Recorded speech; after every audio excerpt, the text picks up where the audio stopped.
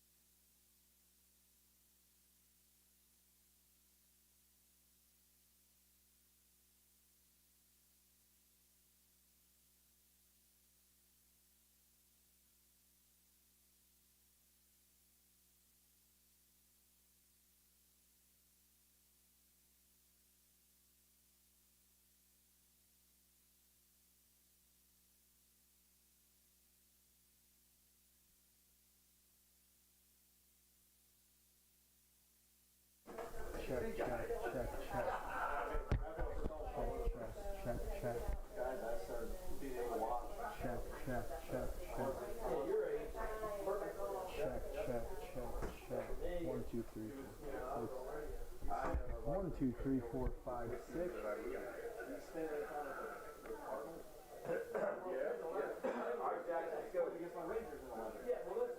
That's what we got. And said,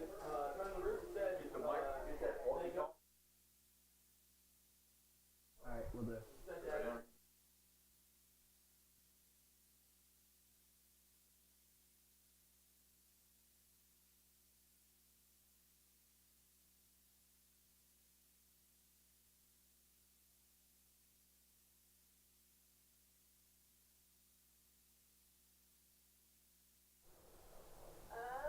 Secret, you want to go outside? 2011. Super humble guy. Alright, check to see how long this lag is. Start now.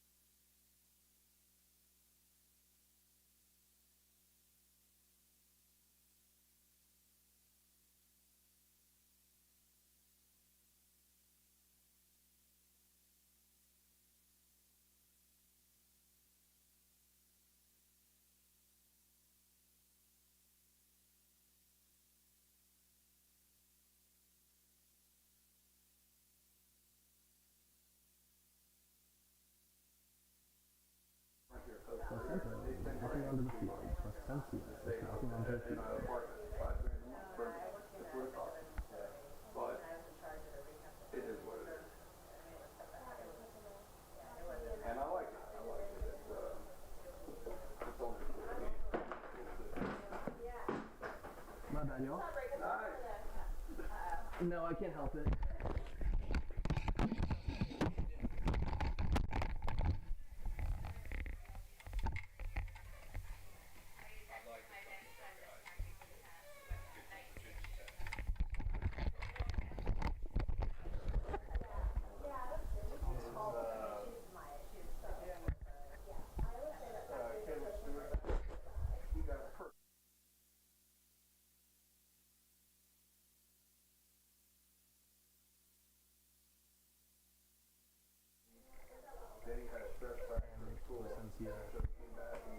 Placencia is waving at the camera.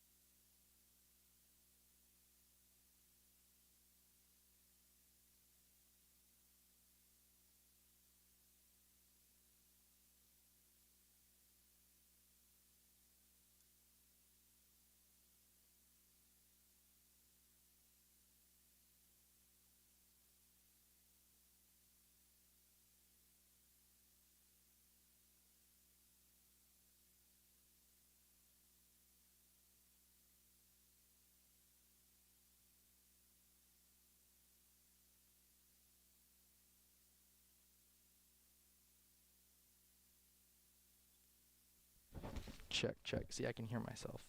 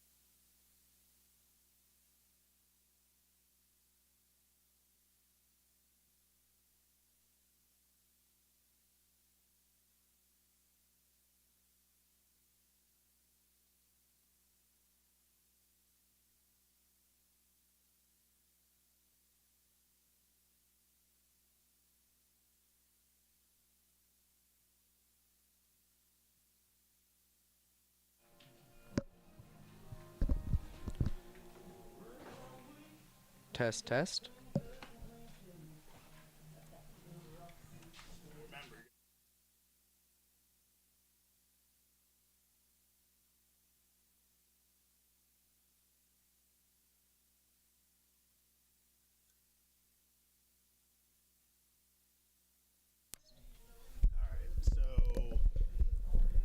So this is as the cage is going past third base.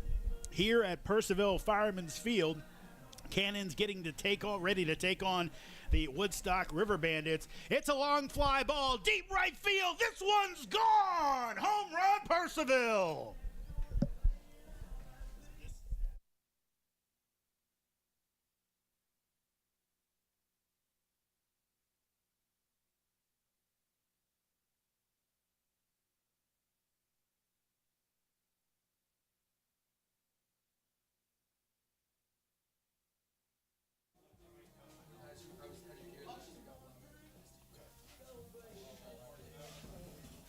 So basically about Just do the same thing. To deep right field. It's gone! Purcellville Cannon score!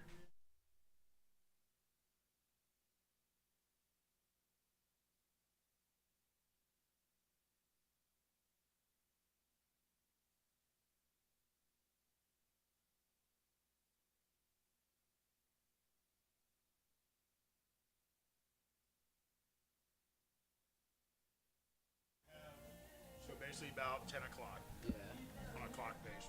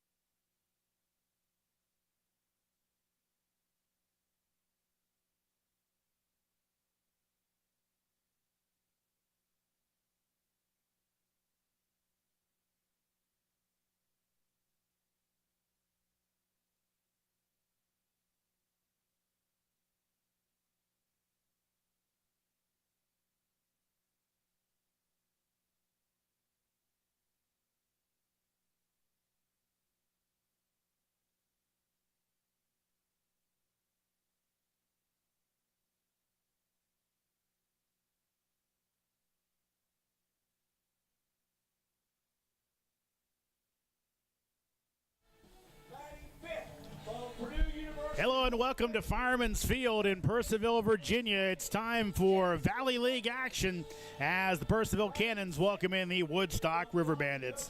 Howdy, baseball fans. Jeremy Huber here with TJ D'Onofrio. And TJ, in this contest, both these teams have had good starts to the season. Cannons come in 2-1, Woodstock 3-0. Cannons coming off an impressive win last time out.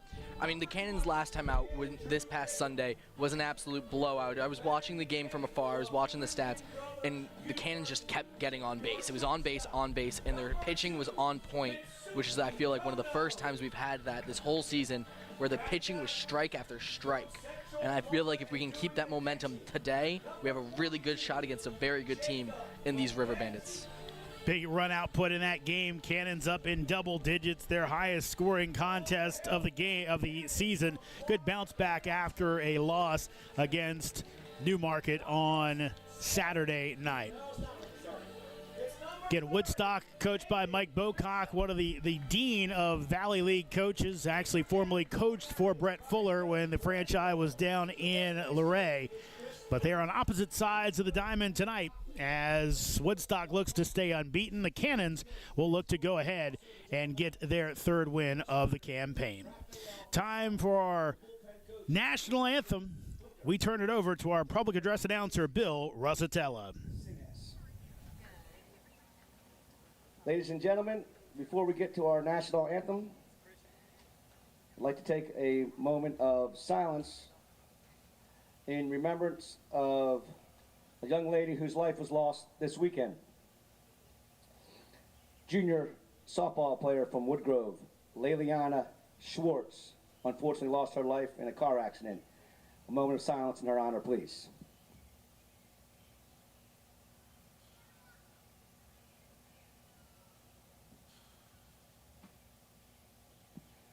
Thank you, ladies and gentlemen. And now, singing for you this evening once again, she sang the exhibition game. We are honored to have with us Alex. Alex Amos is a graduating senior also from Woodgrove. She's attending Christopher Newport University in the fall and plans on majoring in marketing. She also performs locally at breweries and wineries. Ladies and gentlemen, Alex Amos. Oh, say, can you see by the dawn's early light what so proudly we hailed at the twilight's last gleaming, whose proud stripes and bright stars through the perilous fight o'er the ramparts we watched were so gallantly streaming, and the rockets at glare, the bombs bursting in air, gave proof through the night that our flag was still there. Oh, say does that star-spangled banner yet wave o'er the land of the free and the home of the brave? Another great national anthem by Alex Amos as we're almost ready for baseball. The Cannons blast. It's Woodstock and Purcellville in Game 4 for both of these squads. To give you your starting lineups in this contest, here is TJ D'Onofrio. Thank you so much. Starting off with your batting order for the Riverbandits. Starting up, Kobe White. Next, Chaz Slater. Batting third, Ryan Wilson. After that, it's Carlos Sanchez. Taking the next stint is Pico Townsend. Next, Ryan Zuckerman. After that, Preston Joy, Brody Whitcare, and JC Faraz. And for your Purcellville Cannons, defensively, Jacob McKenzie as your catcher, Jake Slade at third base, Mitsuki Kono at shortstop, RJ Furcall at second, Jackson Michaels at first, Caleb Freeman at right field, Michael Gupton at center field, and Andrew Pickering at left field. And on the hill tonight, it's Jaden Bishop, the 5'11", 195-pound senior left-hander out of Zephyr-Hills, Florida, and Zephyr-Hills High School, Florida International University, and a former stint at junior college, Polk State College. In 2024 for FIU, Bishop made 20 appearances, all in relief, 24 and 2/3 innings pitched, 7.66 ERA, 0.0-2 record, 20 walks, 21 strikeouts. Opponents hit .289 against Bishop on the season. He'll make the start tonight against that lineup that TJ told you about. His first outing of the campaign as the Cannons only 4 games in. Brett Fuller going through his pitching rotation, while Woodstock actually going to go with Aiden Seitz, who Seitz actually, TJ, has already pitched once this year, only 3 innings, so able to come back and make the start again tonight. I mean, that's the nice thing when you got a young pitcher like Aiden Seitz, when you got someone who is a starter and he only pitches 3 innings to start off the season, he can come right back in and pitch again with a much shorter recovery time, as he's not a reliever. He's used to those long, tenuous 7 innings or so. Not as great of a crowd as on Friday night, to be expected. It's a school night, so not as many kids out here, though plenty are. And still plenty of people coming in.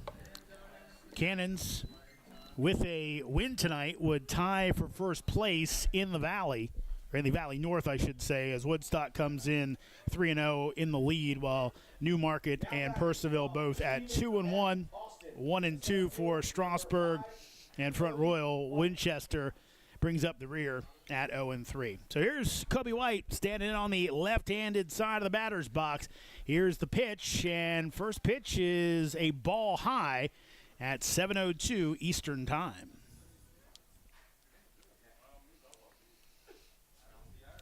Bishop delivers. That's in there for a strike. Umpires tonight, Jim Clayton, Paul Wills, and Jason Francisi. While the 1-1, that's going to miss inside. We don't know where they are because no one gives us exactly where they are. We will clarify that hopefully by some point during our broadcast. Some inning. Here comes the 2-1. That's fouled away, and count goes even at 2-2. 2-2 count.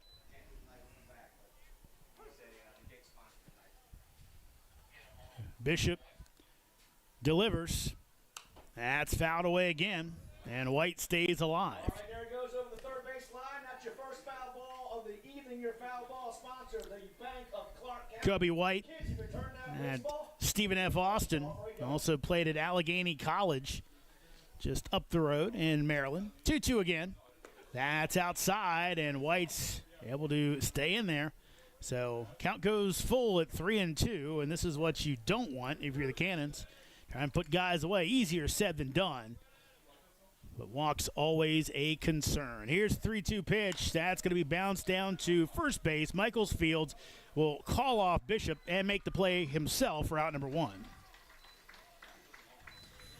And already, just in that first appearance at the plate, he's already thrown 7 pitches, and that's not what you're looking for the Cannons. You're looking to keep these guys fresh. 7 pitches is a lot of pitches for one pitcher and one at-bat. We're looking to cut that down and hit more strikes. Here's Chaz Salter. Salter out of mid-Georgia State. And pitches low for ball 1.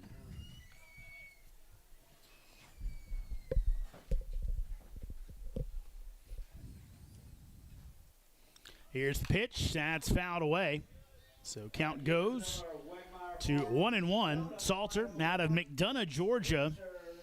Middle Georgia State, also played at Tennessee Wesleyan and Wallace Community College. Bishop, deep breath as he delivers the 1-1. That will miss inside. Count goes to 2-1. This is a guy who knows how to bat. I mean, you're looking at his stats this past year. Averaged 360 with a lot of attempts. 2-1. That's fouled into the first base side bleachers just over the top. So count will again go even at 2-2. Yeah, you referenced those stats, TJ. 361, 29 RBI. Again, always tough to figure out exactly taking those numbers from junior college to upper level to see where guys fit in. Here's the 2-2. That will miss high and away, and count goes to 3-2. It is hard, but I mean, I think you still get the basis of those stats with these guys. I mean, he has a lot of at-bats, a lot of hits, and a lot of runs. Payoff pitch. That's ripped out into left center. It's going to be caught on the bounce by Pickering. He'll get it in quickly. Nice defensive play with all that room out there. Pickering saves extra bases as Salter held to a single. Great hit there by Salter. Exactly what we're saying. A guy that hits well. A guy that gets on base. I'm excited to see what he does, but we got to see more strikes. Again, we're now at 13 pitches in the first 2 at-bats. Number 3 hitter Ryan Wilson at the plate. Wilson takes low for a ball. Wilson also out of Middle Georgia State.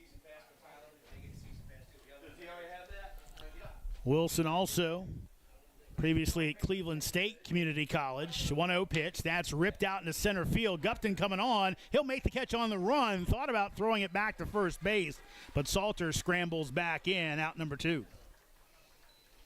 Great play there by Michael Gupton. Exactly what we have been talking about this whole year with your outfield. Fast, fast, fast from Michael Gupton.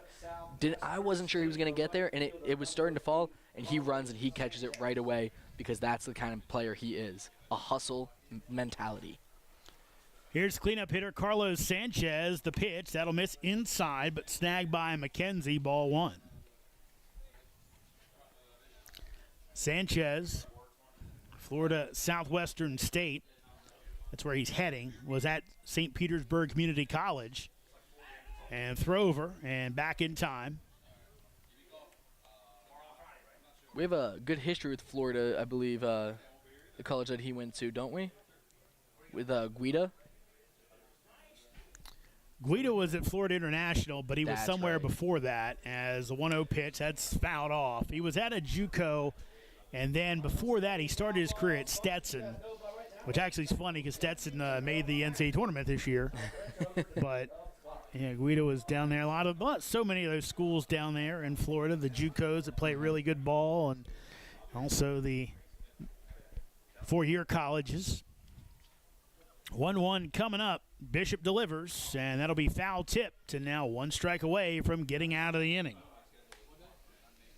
Pico Townsend on deck.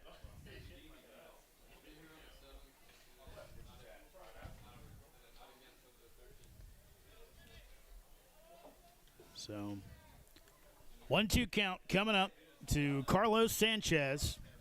Last year at St. Petersburg Community College in 46 games, hit .370. Mike Bocock knows where to find players. He is so good at that. 1-2 pitch. That's going to be hit down to shortstop. Slade has to play back, goes the short way, and he gets the out as it'll be Salter retired at second base by a hair. Fielder's choice for Sanchez. So Cannon's got out of the inning. No score for the Riverbandits as Cannon's coming to the plate.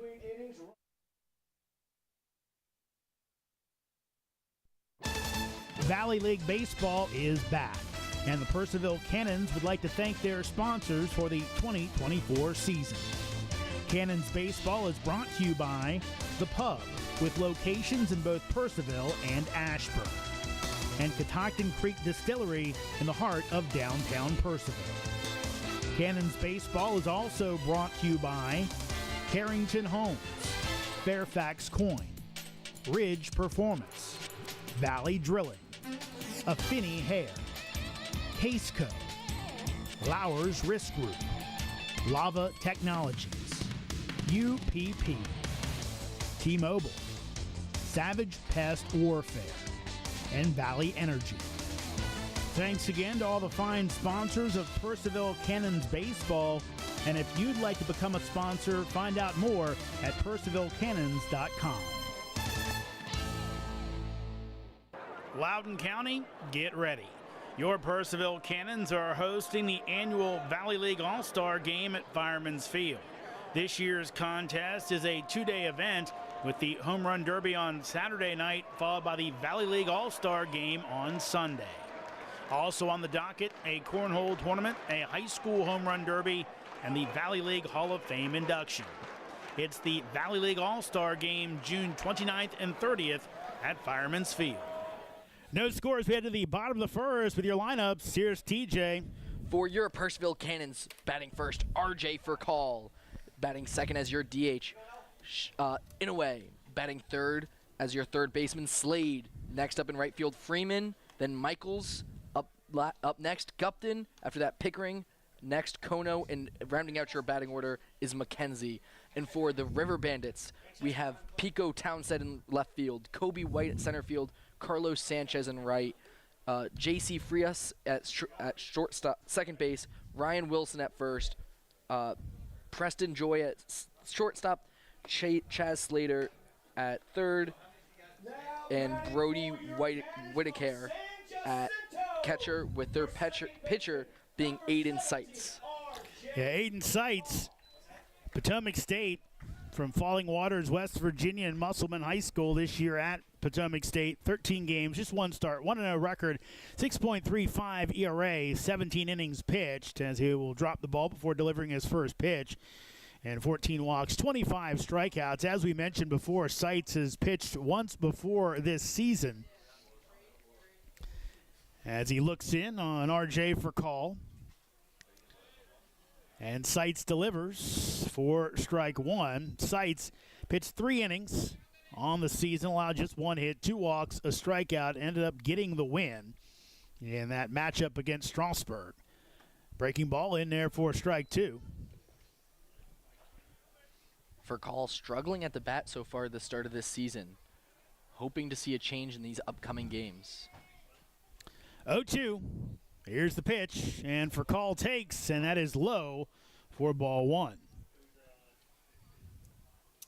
For call is the son of Rafael Furcal, the 2000 National League Rookie of the Year. 1-2 pitch, misses outside. Also, he has been around as a coach this season.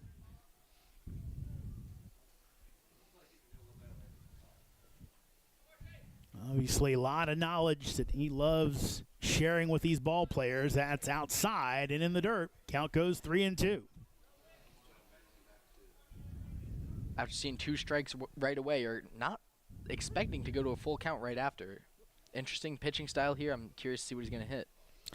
Probably trying to get for call to chase. He has not done that, and that'll be fouled away. So RJ hanging tough. Count remains at 3-2.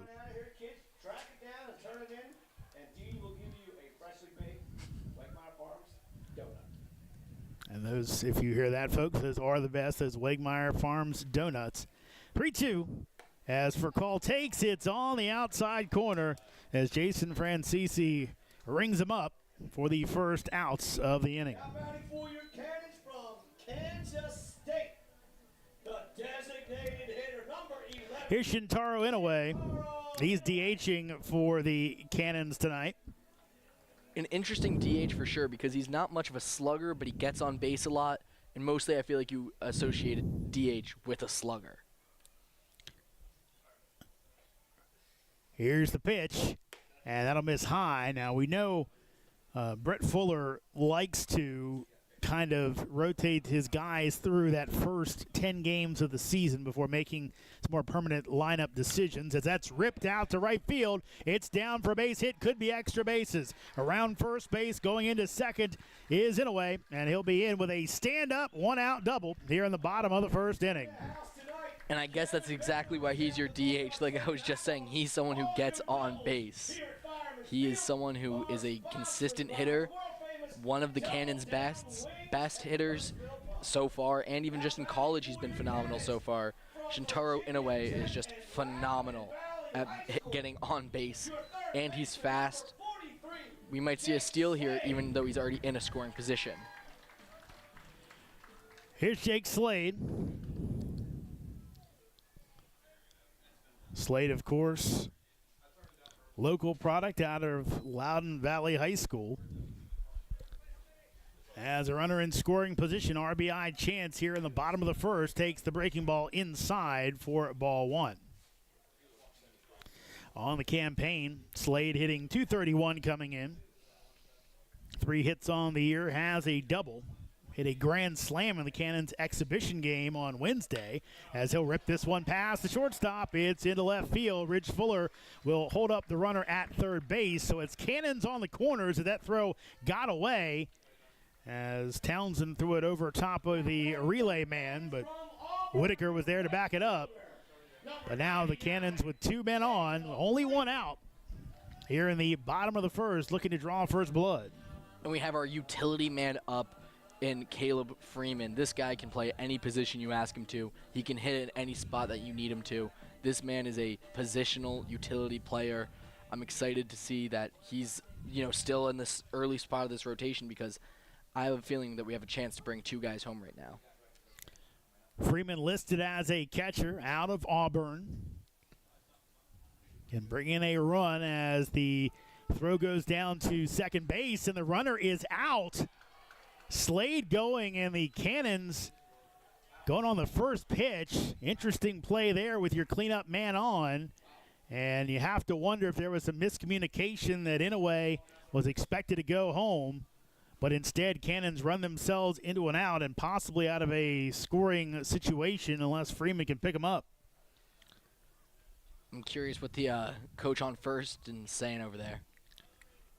Here's the 0-1, and Freeman will foul tip it, and he's quickly down 0-2. And that completely changes the calculus here. Freeman, a guy that can definitely has power, could have brought a run in with a fly ball, now has to have a base hit. Sights, and now a balk will be called, and that will send the run home. So Paul Wills down at third base calls a balk on Sights, and no argument from the dugout. And definitely Mike Bocott is not afraid to argue a play if he doesn't like it. So must have been something he saw as well. 0-2 will be fouled into the ground. So a little bit of a wild inning here. Cannons run into an out at second base, but end up scoring a run on a balk. And you just hate to see basic mistakes like that, no matter what level you're at. Here's the 0-2, and that's hit the other way, but it'll be caught. Nice play by Salter down at third base, reaching up to make the snag. But the Cannons put one on the balk by Sights. We played 1 here at Fireman's Field. It's Cannons 1, Riverbandits nothing.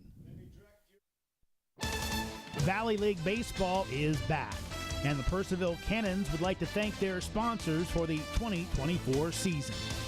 Cannons Baseball is brought to you by The Pub, with locations in both Purcellville and Ashburn, and Catoctin Creek Distillery in the heart of downtown Purcellville. Cannons Baseball is also brought to you by Carrington Homes, Fairfax Coin, Ridge Performance, Valley Drilling, Affinity Hair, Caseco, Lowers Risk Group, Lava Technologies, UPP, T-Mobile, Savage Pest Warfare, and Valley Energy. Thanks again to all the fine sponsors of Purcellville Cannons Baseball. And if you'd like to become a sponsor, find out more at purcellvillecannons.com. Loudoun County, get ready. Your Purcellville Cannons are hosting the annual Valley League All-Star Game at Fireman's Field. This year's contest is a 2-day event with the Home Run Derby on Saturday night, followed by the Valley League All-Star Game on Sunday. Also on the docket, a cornhole tournament, a high school home run derby, and the Valley League Hall of Fame induction. It's the Valley League All-Star Game June 29th and 30th at Fireman's Field. Cannons with a 1-0 lead here in the top of the second inning as they got 2 hits. Looked like they had run themselves out of the inning, but Aiden Sights with a balk allowed Shintaro Inouye to score the first run of the game. Cannons have the lead. Biko Townsend, Ryan Zuckerman, and Preston Joy, the batters this inning for Woodstock, as Townsend takes strike 1. That's your number 5, 6, and 7 hitters for the Riverbandits. Here's the 0-1. That's fouled back. So Bishop quickly up 0-2.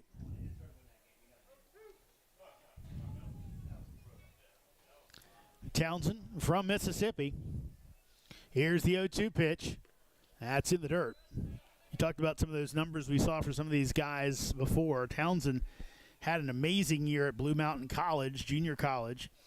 Had 80 RBI, 25 homers in just 53 games. Here's your 1-2. Breaking ball misses up high. Actually set his school record as well for home runs in a season. Just a phenomenal player and phenomenal hitter.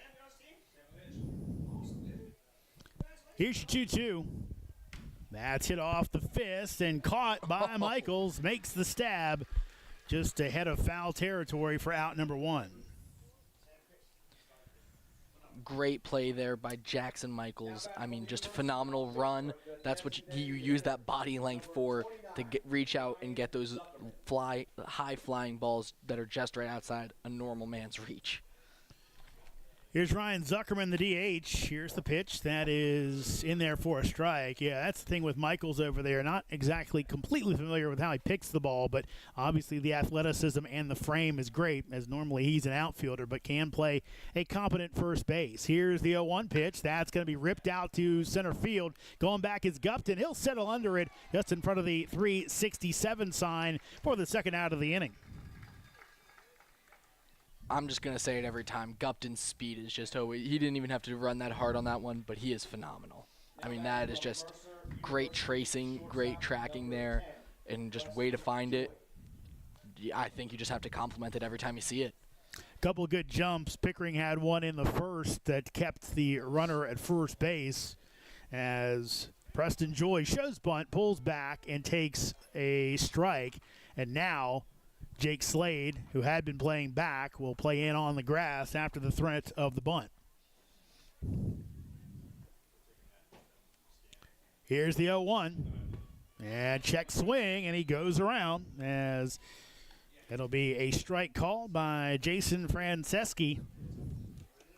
And a quick 0-2 count with 2 outs. Here's the pitch, and that is swung on and missed. Ball in the dirt, has to be thrown down. It is, and it'll be McKenzie to Michaels to retire the side. 3 up, 3 down, go the Riverbandits. We played 1.5 in Purcellville. Still Cannons 1, Woodstock nothing.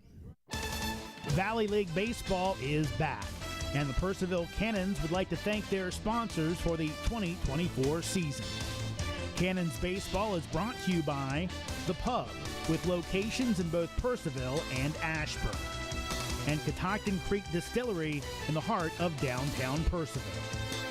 Cannons Baseball is also brought to you by Carrington Homes, Fairfax Coin, Ridge Performance, Valley Drilling, Affinity Hair, Caseco, Lowers Risk Group, Lava Technologies, UPP, T-Mobile, Savage Pest Warfare, and Valley Energy. Thanks again to all the fine sponsors of Purcellville Cannons Baseball. And if you'd like to become a sponsor, find out more at PurcellvilleCannons.com. Loudoun County, get ready. Your Purcellville Cannons are hosting the annual Valley League All-Star Game at Fireman's Field. This year's contest is a 2-day event with the Home Run Derby on Saturday night, followed by the Valley League All-Star Game on Sunday. Also on the docket, a cornhole tournament, a high school home run derby, and the Valley League Hall of Fame induction. It's the Valley League All-Star Game June 29th and 30th at Fireman's Field.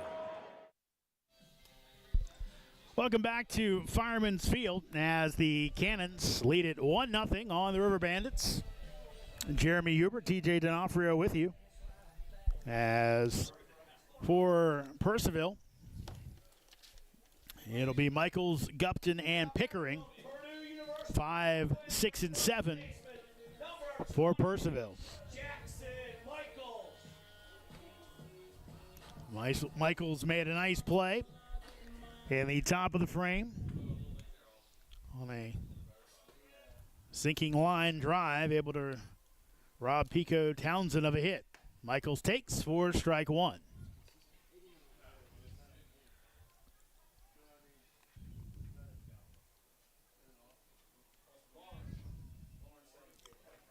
And that's fouled back. So quickly down 0-2 as Michaels comes in hitting 167 on the year with a home run. Also has 2 RBI.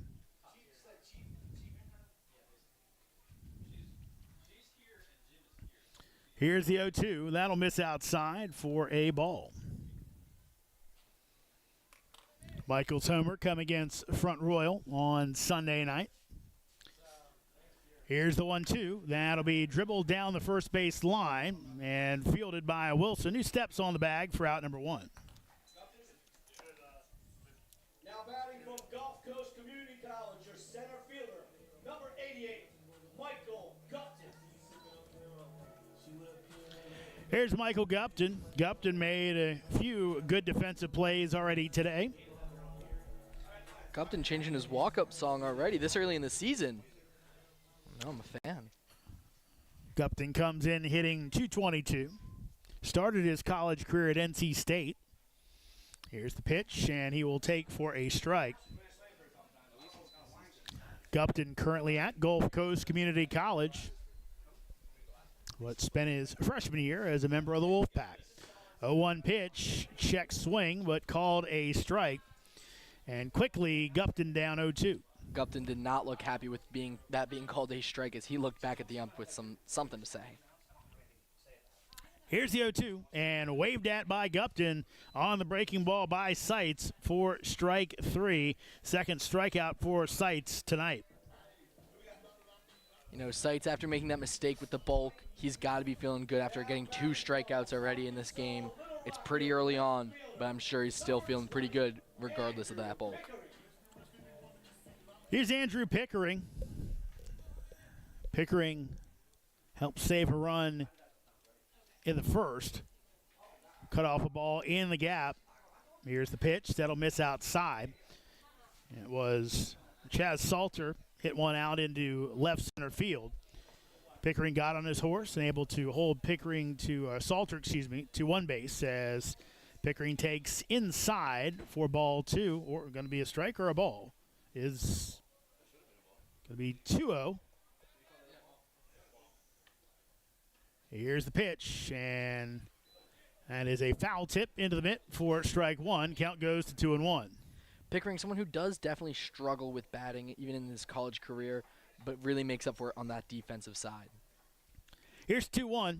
Pickering swings and misses for strike 2. So Woodstock 1 strike away from retiring the side. Mitsuki Kono on deck for the Cannons. 2-2. That tying inside. Count will go full. Crowd filling in nicely tonight here at Fireman's Field.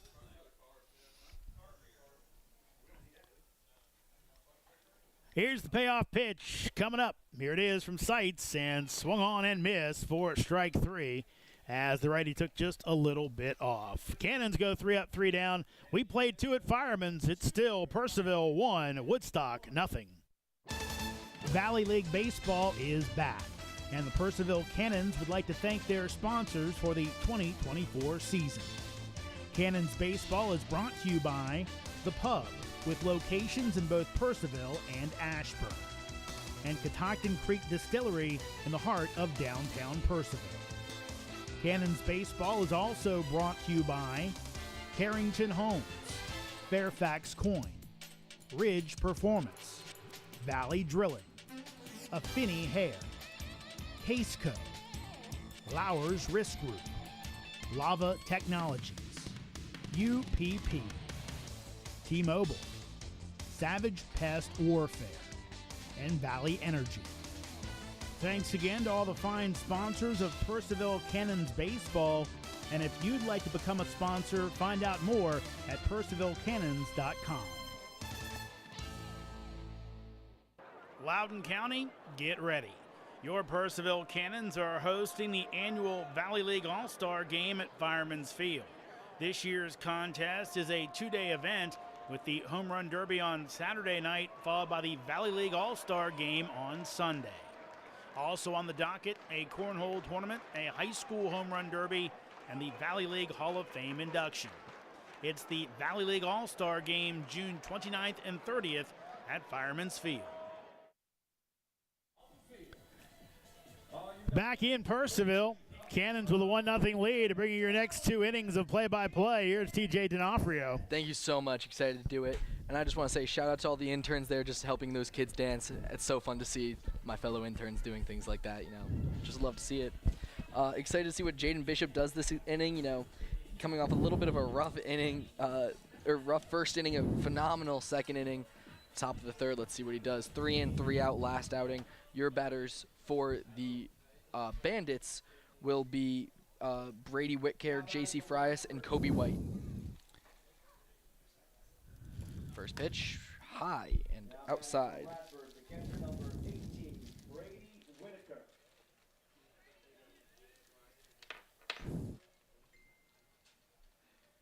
Here comes the next pitch. Low, ball 2.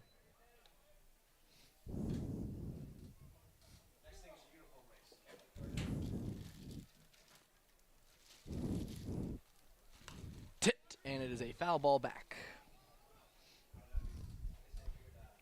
1-2 count, 2-1 count. Valley games can switch in a heartbeat, but right now, looking like an early pitcher's duel. Outside. Oh, wow. Painting the corners there. 2-2 strike. What a pitch. And who doesn't love a good pitcher's battle? It is one of my favorite games to watch is when pitchers are just going back and forth battling. Winds up. Check swing. Ball 3. Here is the payoff pitch, folks.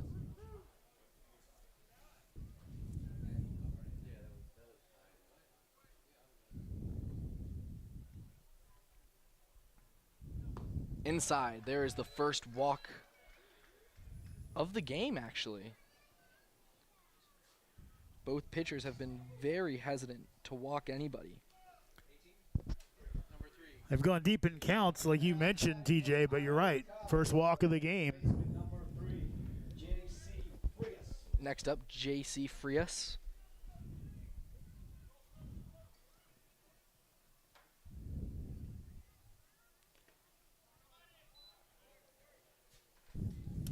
Way inside for ball number 1.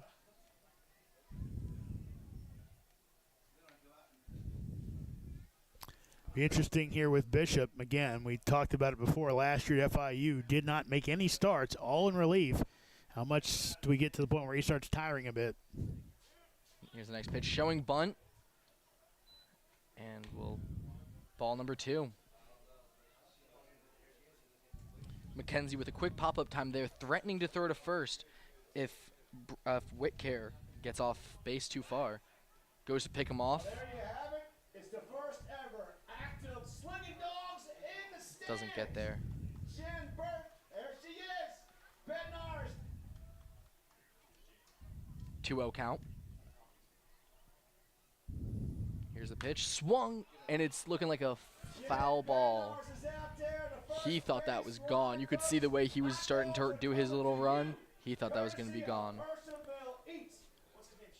Whitaker over at first base is a catcher, so again, not much of a threat to steal, you would think, but it is the Valley, and guys seemingly can pop those numbers up a little bit sometimes. 2-1 count. Bishop with the pitch. Strike number 2. Breaking ball inside. Beautiful pitch.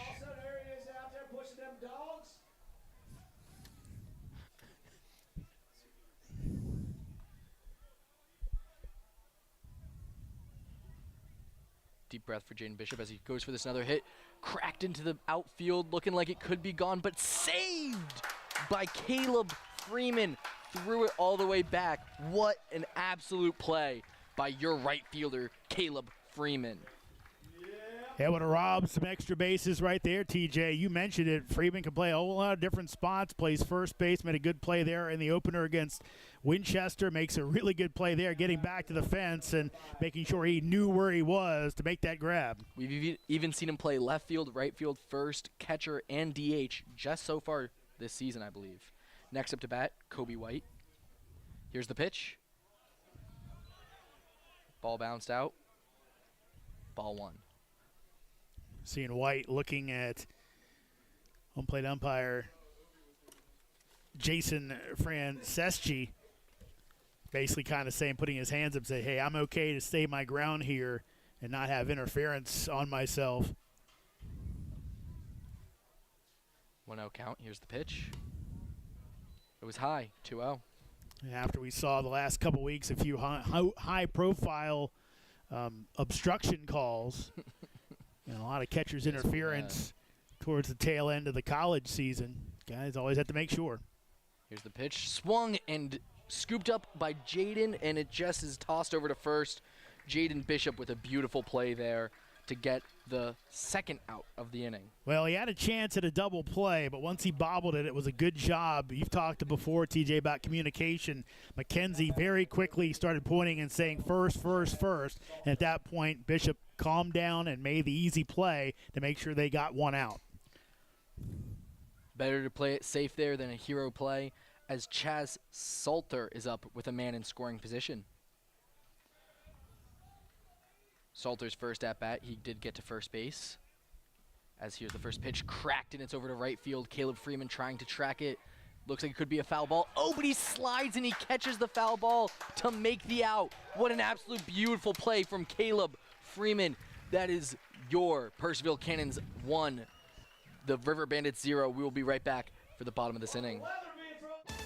Valley League Baseball is back, and the Purcellville Cannons would like to thank their sponsors for the 2024 season.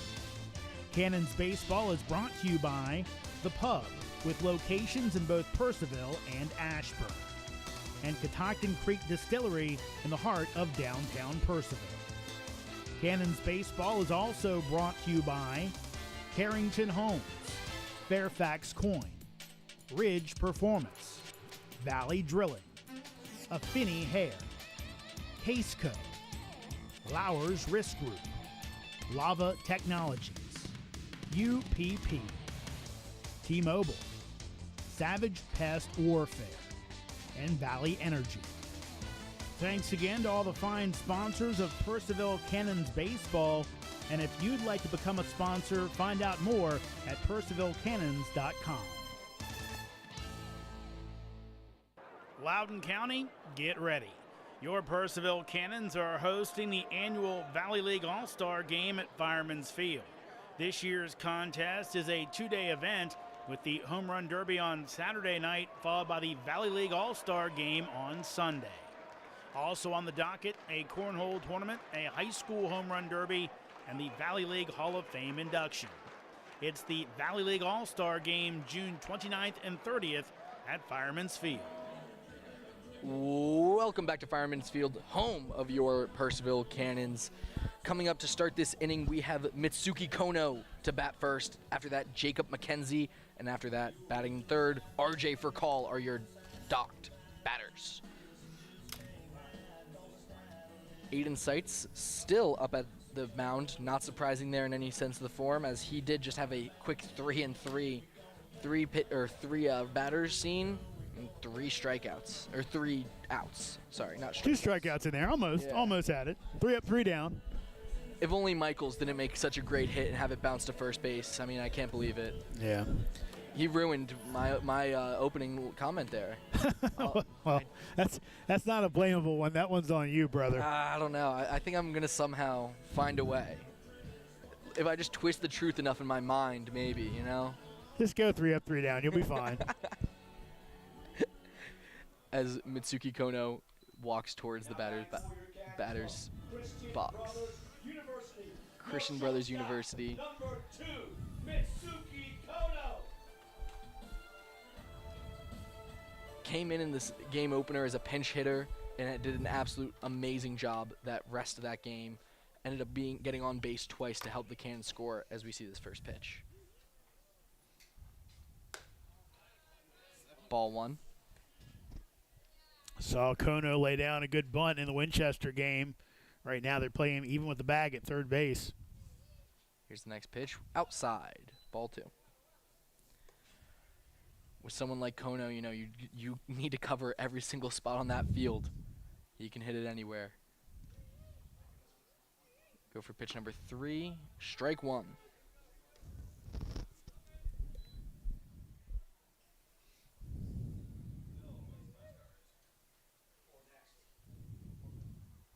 Here comes the pitch. Strike number 2. Yeah, that thing looked a little outside.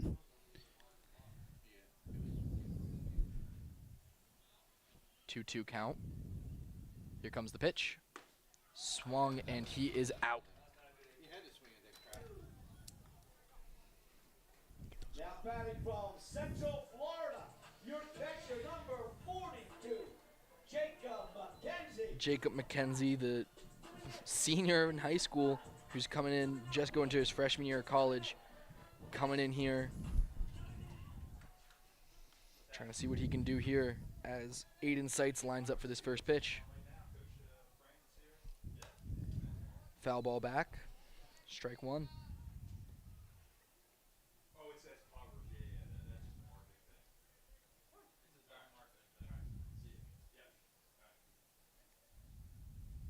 Here comes the next pitch. Strike number 2. Was I'm having a little bit of trouble with his hands there, figuring it out. 0-2 count. Here's the pitch. Swung, and it is a crack out to center field, but it looks like an easy track for Kobe White. White got a good jump on it, but you're right. McKenzie put a charge into it, but one of the deeper parts of the park. Now batting from San Jacinto, your second baseman number 17, RJ. Back up, RJ for call. First at bat was struck out looking. Kobe White was just an easy play there. Fly ball, he tracked it real easy, real nice. I mean, he made that play look as simple as it could get. Here's the pitch. Way outside for ball number 1. Yeah, that's the key. They may look easy, but they're not. Yeah. When you talk about the good jump he got, able to make it look easy on a ball hit pretty much at him. Here's the next pitch. Swung, and it bounces right between third base and shortstop, goes right outside to Pico Townsend. RJ for call gets to first. Recall just getting that one by Salter. Looked like it might have got him on the bounce. We're expecting a different type of hop than he got, but a clean single, and now the Cannons keep the inning going. Now Shintaro Inoue coming up. And I was talking with some of the players, specifically Slade and Freeman, were really saying how difficult this is, adjusting from a metal bat to this wooden bat league. But they're enjoying how it's going to prepare them, hopefully, for their future. As for Call is taking a healthy lead off the bag and tries to get picked off there, but was safe. Got back with plenty of time to spare. Yeah, in a way, hitting 375. Love to get scoring position. 1-0 count. In a way, just looking for another base hit so we can get some men in scoring position, and that is another outside 2-0 count. There are 2 outs so far in this inning, so in a way, not here to make any mistakes as he was our previous scorer with the bulk when he was on third base. Here comes another pitch. Oh no, he tries to pick RJ for call off again. For call safely at the bag. Plenty of time to spare there. Yeah, they're concerned him trying to steal a bag and get into scoring position. And they try to pick him off again, and he's safe again. For call faster than they think. Oh, but it looks like he might have jammed his hand on the bag.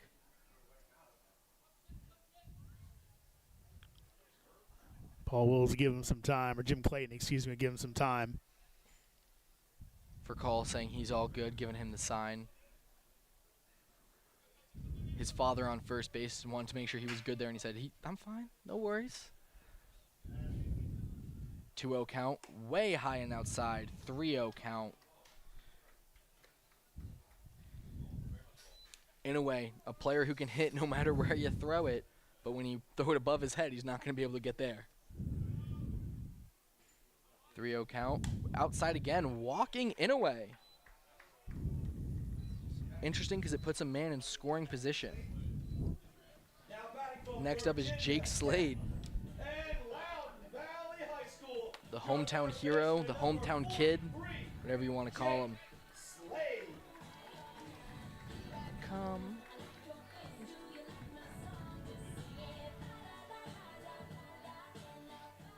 Slade was talking about how difficult the adjustment is between a metal bat to a wooden bat earlier today with me. But, you know, he's saying he's really enjoyed this difference because he thinks he's learning better swinging mechanics with the wooden bat. As we get ready for this first pitch. Inside, swung at, strike one.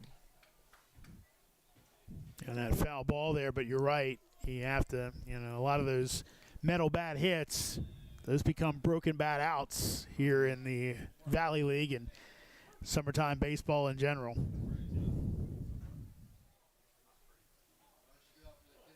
Pitch number 2. Strike 2.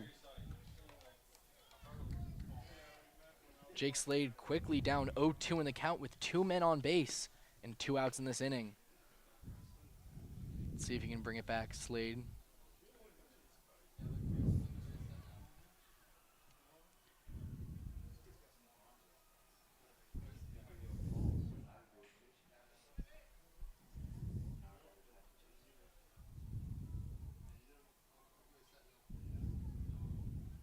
Here's the pitch, outside, ball number 1. Right now, the way pitches have been called very generously off the corners. You see Whitaker behind home plate, kind of putting that target out there and seeing if Seitz can hit it and get himself a strike. Here's the next pitch. Swung, and it's a foul ball. Oh, I got so excited there, I thought something might have happened. Foul ball. And we can see that J.C. Frias is continuously communicating with Aiden Seitz, saying don't try to pick off R.J. for call here. Focus on this at-bat. That's the 3rd signal I've seen of him saying no, no, no. Pitch instead. As we get ready, 1-2 count, 2 outs in this inning. Here's the pitch. Swung, and he is out. Yes, sir. That is the end of this inning. Your Cannons up 1-0. We will be back for the top of the 4th. Valley League Baseball is back, and the Purcellville Cannons would like to thank their sponsors for the 2024 season. Cannons Baseball is brought to you by The Pub, with locations in both Purcellville and Ashburn, and Catoctin Creek Distillery in the heart of downtown Purcellville. Cannons Baseball is also brought to you by Carrington Homes, Fairfax Coin, Ridge Performance, Valley Drilling, Affinity Hair, Caseco, Lowers Risk Group, Lava Technologies, UPP, T-Mobile, Savage Pest Warfare, and Valley Energy. Thanks again to all the fine sponsors of Purcellville Cannons Baseball, and if you'd like to become a sponsor, find out more at purcellvillecannons.com. Loudoun County, get ready. Your Purcellville Cannons are hosting the annual Valley League All-Star Game at Fireman's Field. This year's contest is a 2-day event with the Home Run Derby on Saturday night, followed by the Valley League All-Star Game on Sunday. Also on the docket, a cornhole tournament, a high school home run derby, and the Valley League Hall of Fame induction. It's the Valley League All-Star Game June 29th and 30th at Fireman's Field. Ooh, welcome back to Fireman's Field, home of your Purcellville Cannons. Cannons up 1-0 as Jaden Bishop stays on the mound as a reliever pitcher coming in here. I'm excited to see him come in for the 4th inning in a row. He's had a great start, not allowed any runs so far today.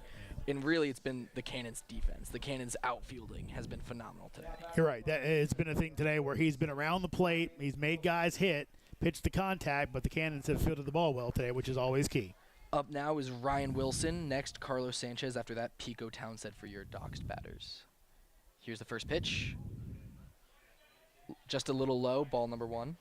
And that is the thing, even though these guys are relievers in college, they sometimes want to get those extra innings in, so they will pitch a little deeper in games. Here's the next pitch. Strike 1.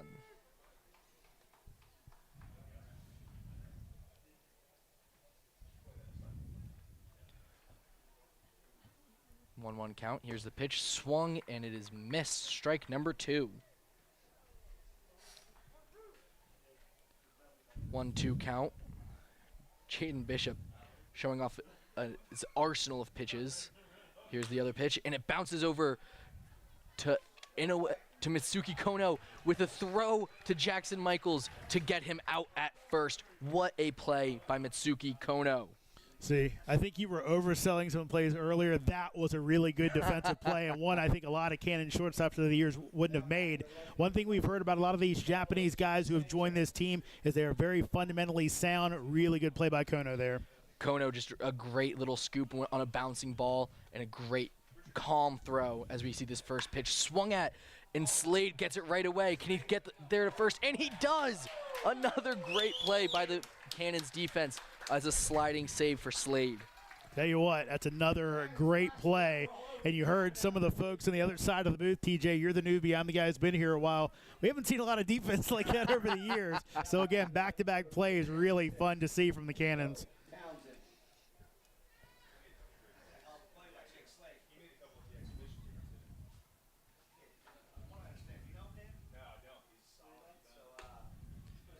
First pitch, ball one.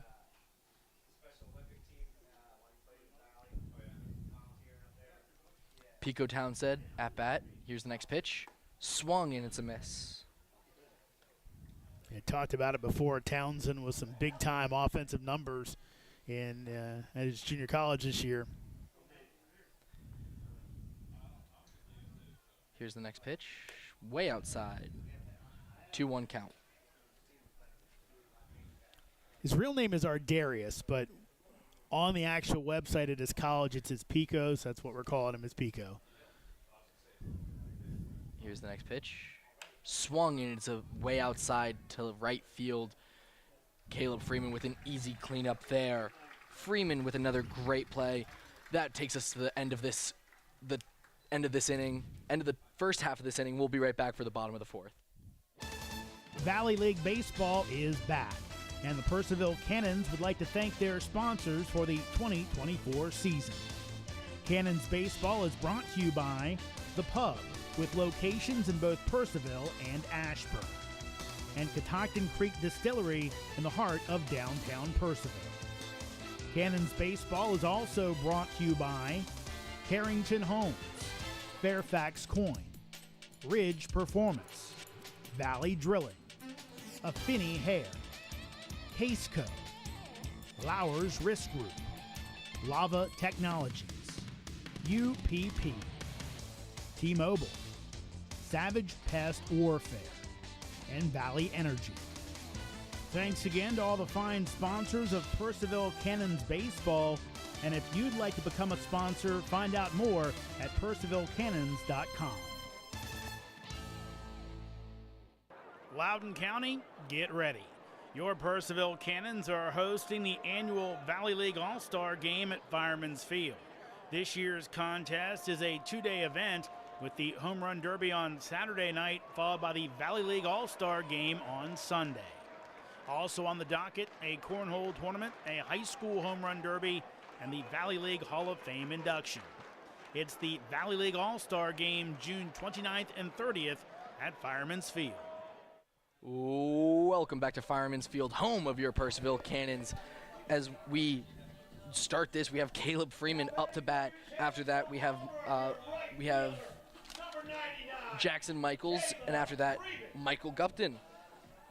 Freeman playing right field with some great plays so far today. Some nice outs up with his second at bat. His first at bat was out at third. Here's the pitch. Ball one.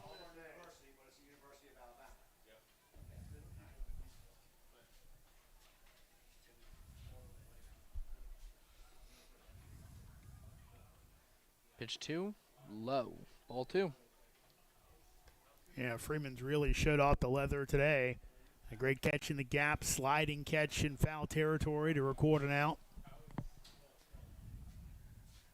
Pitch number three, swung. Foul ball. It looked like it took a little right turn back towards fair territory.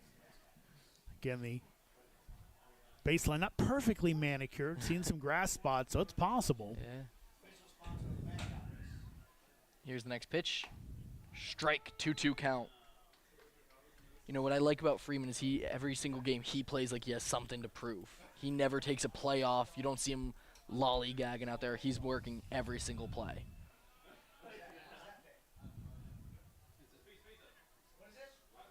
This next pitch, swung. It's going to be a fly ball. Shortstop Preston Joy takes care of it pretty easily. Right now, not seeing a whole lot of good contact on either pitcher, though. That kind of generous strike zone may be a part of it. Guys kind of thinking they've got to get after a pitch as they pop up there and first out of the inning. Jackson Michaels up to bat. With his last at-bat, Michaels had a little dribbler to first base for a quick out. As Seitz lines up. Pitches, swung, foul ball behind. I see you up there, Corshanes. Joe and Cindy Corshane in the house tonight, trying to be sly up there. Top of the bleachers, third base side. Uh-huh. As the next pitch comes, straight down the middle, 1-1 0-2 count. Oh, Coach Lucien, the French guy's up there. There he is. Michaels quickly down in the count.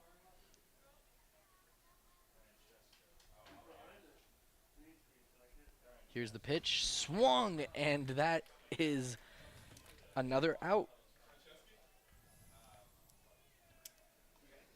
6th strikeout of the game for Seitz. Gulf Coast Community College. Next up, Michael Gupton, our center fielder. Michael Gupton. Gupton did not have a great at-bat his first time up, TJ. I'm sure he's going to look to improve on that here. Just kind of looked completely off balance against Seitz. Here's the pitch, swung, and he just looked like he wanted to swing on that one, no matter what. 0-1 count.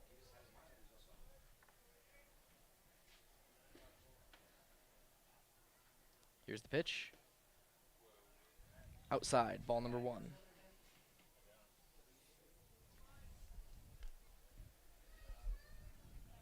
This piece Gupton obviously trying to put together. His defense, base running good, all kinds of speed as you mentioned. Here's the pitch, 1-1 count, swung, and it's thrown over to third base. Salter throws it over to Wilson for a quick out. And that takes us to the bottom of the 4th. We will be right back for the top of the 5th. Valley League Baseball is back, and the Purcellville Cannons would like to thank their sponsors for the 2024 season.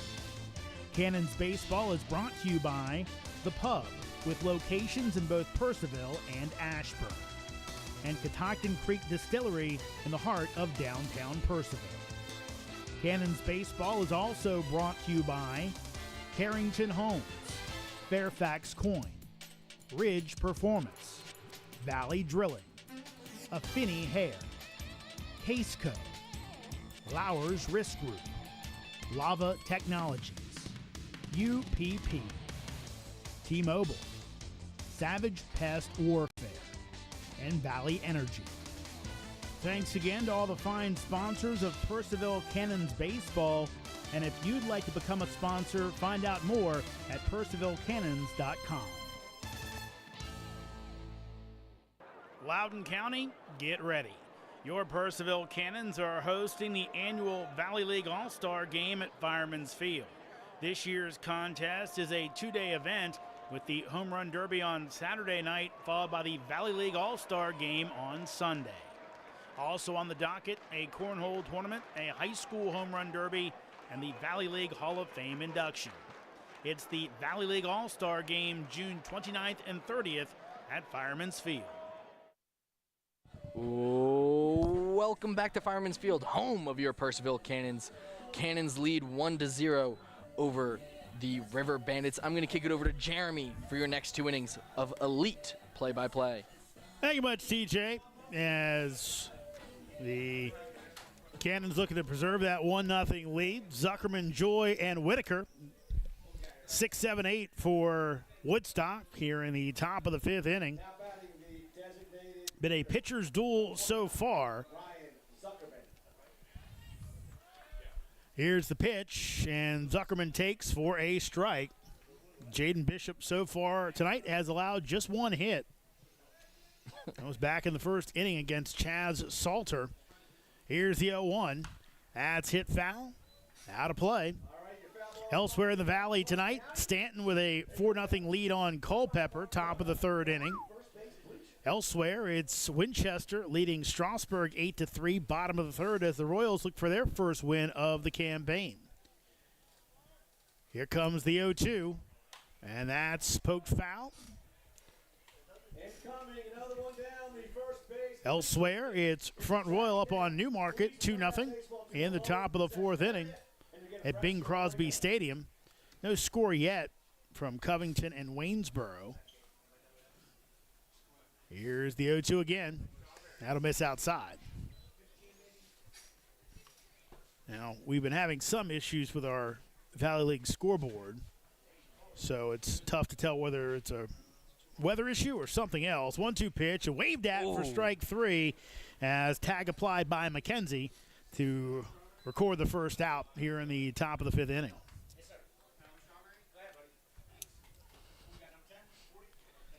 Here comes Preston Joy. Joy, first time up, was a strikeout victim, first of the game for Bishop.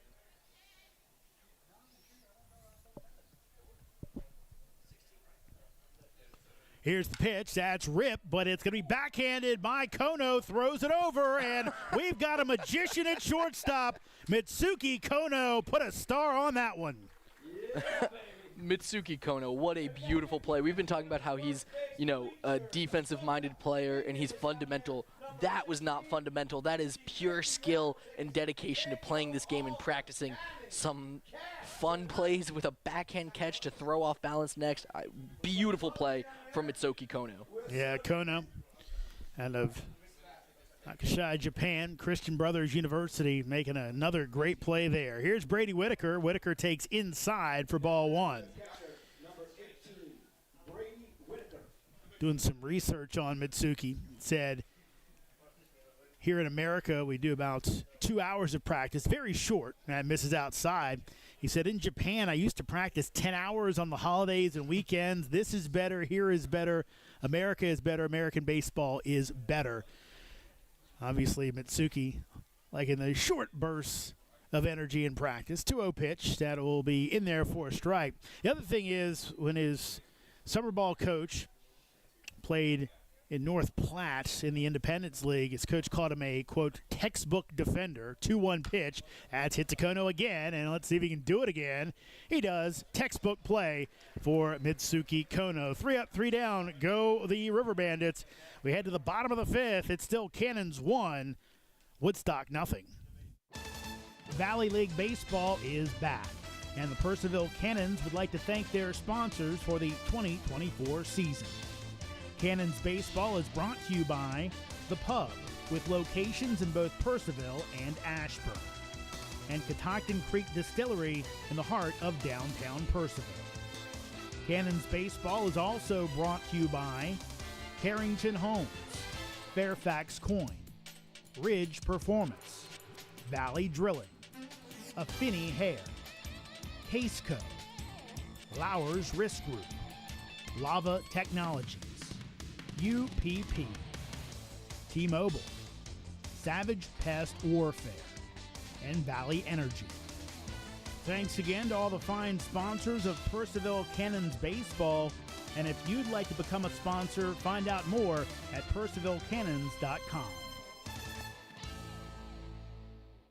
Loudoun County, get ready. Your Purcellville Cannons are hosting the annual Valley League All-Star Game at Fireman's Field. This year's contest is a 2-day event with the Home Run Derby on Saturday night, followed by the Valley League All-Star Game on Sunday. Also on the docket, a cornhole tournament, a high school Home Run Derby, and the Valley League Hall of Fame induction. It's the Valley League All-Star Game June 29th and 30th at Fireman's Field. Bottom of the fifth in a pitcher's duel here at Fireman's Field. Right now, Aiden Seitz on the wrong end of it, as he allowed a run in the first on 2 hits and a balk. Jaden Bishop, 5 one-hit innings as the Cannons with the 1-0 lead trying to hang the first loss on Woodstock this season. Purcellville will have the bottom 3 in their order up here in the bottom of the 5th in Pickering, Kono, and McKenzie. And you know, Sights might be on the wrong side of it, but in giving up that bulk earlier, he does have 5 strikeouts already with just 1 walk. He is putting people in uncomfortable positions, and he is playing really well besides that one, I think, mistake. Missed a strikeout. He's got 6. Did I? I believe so. You can go back and correct me. Nope, but I think you're I got right. 6. I can't count, so It's okay. turns out I just can't count, I think. Learning something new every day. It's okay. It's okay. You're learning. You're Math learning. is hard, all right, guys? Here's Pickering as Sights been pretty much rolling along since that first inning.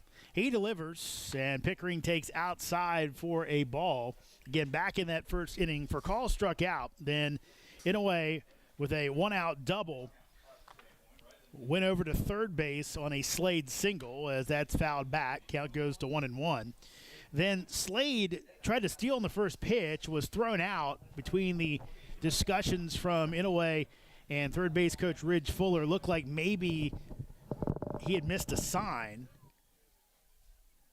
As here's the pitch, and that's going to miss outside and low. Count goes to 2-1. So it looked like the Cannons might have run themselves out of an inning, but then Sights was called for a balk, which lets Inouye trot home with the only run of the game. That misses outside. Count goes to 3-1. Both teams with action in their bullpens right now.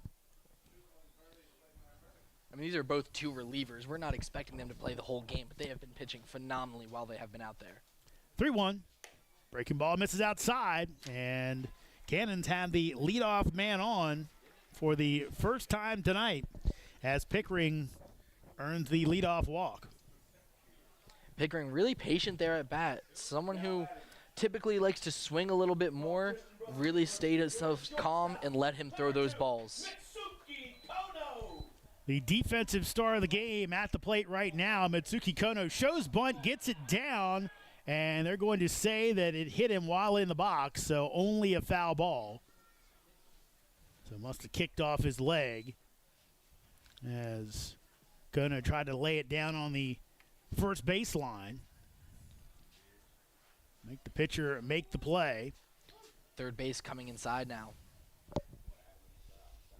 Throw over, and back in is Pickering. Third base is really deep inside of the field, all the way on the grass.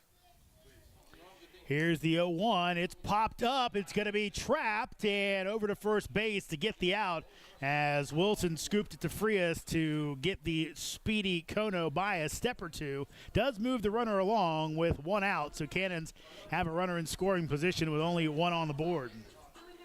And, you know, a sacrificial bunt sometimes is just needed in baseball. We have a man now in a scoring position with someone who can hit pretty strongly with Jacob McKenzie. So Kono first out of the inning on the sacrifice bunt, and here's Jacob McKenzie. Here's the pitch, and over the top of the head of McKenzie for ball 1. So far on the campaign, McKenzie, just his second game, went 0 for 3 in his first. 2 strikeouts in that contest. Flew out tonight to center field. Again, a young guy here. Here comes the 1-0 pitch. Here it is. Up the middle. It's going to be through the glove of Frias, coming around and scoring the second run of the game will be Pickering. And that one likely should have been an out, but got by the pitcher, got by the second baseman somehow as it finds its way through, and the Cannons now at a 2-0 lead, and Mike Bocock on his way out. Looks like he's going to make a pitching change. Sights, a little bit of bad luck. Didn't get a lot of run support tonight. Pitched pretty well, but right now he's given up 2. We'll see if they do go to the pen here. I mean, Sights has pitched about 64, 65 pitches already tonight. Is on a fire streak so far. And they're going to the bullpen. We'll tell you who it is in a second as the Cannons with a 2-0 lead here in the bottom of the 5th. Valley League Baseball is back, and the Purcellville Cannons would like to thank their sponsors for the 2024 season. Cannons Baseball is brought to you by The Pub, with locations in both Purcellville and Ashburn, and Catoctin Creek Distillery in the heart of downtown Purcellville. Cannons Baseball is also brought to you by Carrington Homes, Fairfax Coin, Ridge Performance, Valley Drilling, Affinity Hair, Caseco, Lowers Risk Group, Lava Technologies, UPP, T-Mobile, Savage Pest Warfare, and Valley Energy. Thanks again to all the fine sponsors of Purcellville Cannons Baseball, and if you'd like to become a sponsor, find out more at purcellvillecannons.com. Loudoun County, get ready. Your Purcellville Cannons are hosting the annual Valley League All-Star Game at Fireman's Field. This year's contest is a two-day event with the Home Run Derby on Saturday night, followed by the Valley League All-Star Game on Sunday. Also on the docket, a cornhole tournament, a high school home run derby, and the Valley League Hall of Fame induction. It's the Valley League All-Star Game, June 29th and 30th at Fireman's Field. Welcome back. New pitcher on the hill for Woodstock. It's Noah Burtner. Burtner, the 5'10", 195-pound right-hander. Burtner, out of Bluefield College, hails from Penn Laird, Virginia. On the campaign, Burtner, this is his first outing for the Riverbandits. This year at Bluefield. From San Jacinto, your second baseman, number 17, R.J. Furcall. He will see R.J. Furcall with a man on first base. McKenzie giving a hit on that play, so RBI single for McKenzie to put the Cannons up 2-0. Here's the pitch that is going to miss for ball one.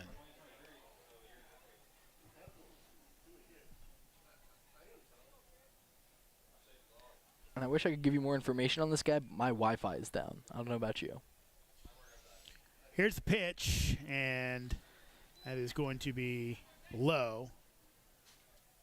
Honestly, it might just be the websites. Some of these smaller college websites, I think they shut them down for the summer. Fair enough. We don't need to check these things. That's fine. That's fair enough. Here comes the 2-0 pitch from Burtner, and that'll be fouled off. Furcall with a great at-bat last inning in the third inning. Got it out to left field, just bouncing by and got on to first. See if he can get on base again. And he's going to try to do more than that. It's veering foul, and it will be a foul ball off the fence. Would have been extra bases for Furcall, but could not keep it fair, and just a long strike.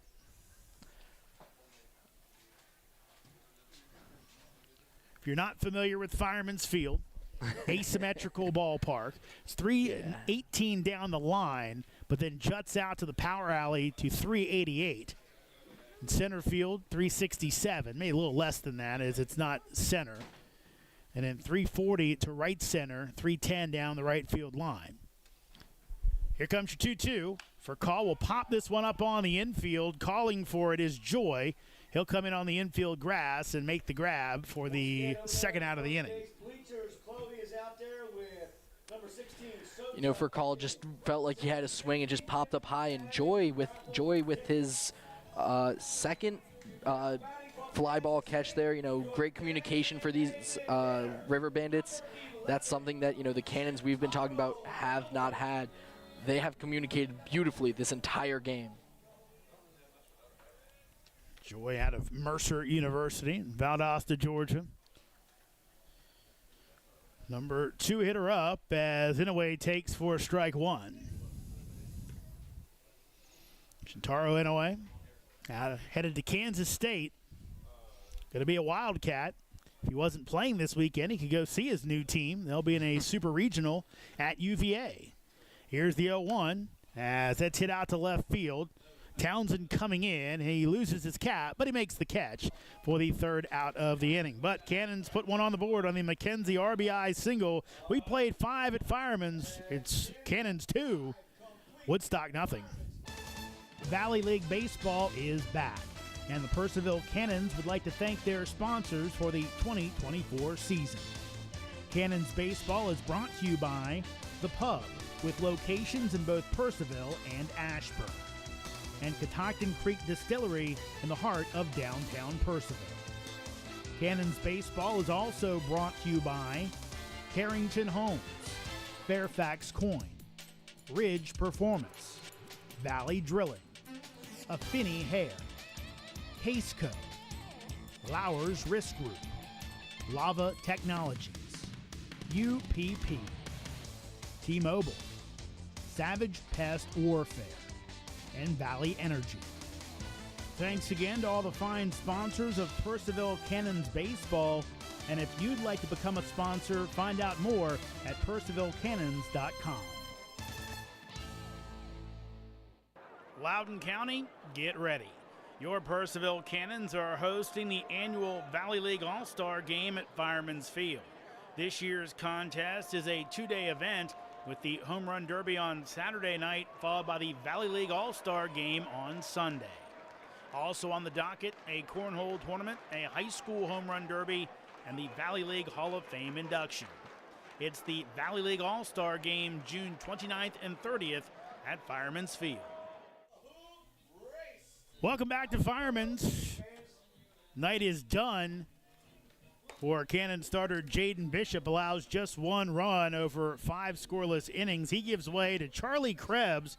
Krebs, the right-handed pitcher out of Marshall on the season. Charlie, just 1 appearance. He pitched 2 innings so far. Allowed 1 hit, 1 run. It was earned. A walk and 2 strikeouts. Krebs making that appearance against the Winchester Royals in the season opener. Hometown kid too, from right around here, Purcellville, Virginia. Believe he went to Valley, and went to Woodgrove. I apologize, and you love seeing guys from around here play for their local summer league teams. It just makes the fans excited to see someone from the school that they went to. It's nice for me to see a guy who killed my heritage pride in baseball come and dominate for the Cannons this time. It's a change of pace. It's nice. Charlie, out of Marshall University. This year for the Thundering Herd, made 4 appearances, no starts, 5 2/3 innings pitched, 6 and a 6.35 ERA, 4 walks, 6 strikeouts. Opponents hit .292 against him. He struck out the side in his first college appearance. That was against Eastern Kentucky, and he spent last summer in the Appalachian League, the Appy League as it were, with Princeton. So Charlie Krebs on to try and keep that 2-0 lead for Purcellville. It's nice. I just remembered you did remind he goes to Marshall, which means I have to root against him as I'm a Coastal Carolina Chanticleer as well. So it's nice I get to root for a guy, Nice I get to root for him for this summer. Frias, then the top of the lineup in White and Salter. That's in for a strike. Yeah, well, I'll tell you what, Sunbelt has really kind of raised its presence around here with James Madison, Old Dominion joining the league as well. That's going to be dribbled out in front. Krebs has to go to first. He makes the throw, and a nice play by Charlie. Got off the mound, and again, good job by McKenzie. Catchers, always big, have that communication. Quickly told Charlie it's yours, and he made a nice play. And again, it doesn't hurt to have that big target in Michaels down at first base. A guy who you could see from probably 1.5 miles away, just with all that height on him. Here's White, 0 for 2 today, as that's in there for a strike. Out at first base unassisted, then grounded out to the pitcher back in the 3rd inning. Here's your 0-1. That'll miss way up high. Evens up the count at 1-1. Charlie Krebs, we mentioned before, went to Woodgrove High School just down the road. Is a senior who threw the first individual no-hitter in school history on senior night. Bunt shown, pulled back. That's going to be a ball.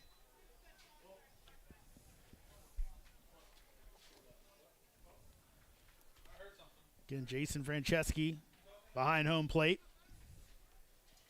Paul Wills down at third, Jim Clayton at first, as that is going to be low. Count goes 3-1. Salter on deck. Kobe White has been untested as a center fielder tonight, as the Cannons have not hit once towards him. No, they did have that one fly out to center field, yeah. You're right. It was, you know what? You're right. 3-1 pitch. That's in for a strike. So count goes full at 3-2. He had the one that I said made it look easy. You're right. Look at him now. It's all lean and mean. Look at that guy. Payoff pitch.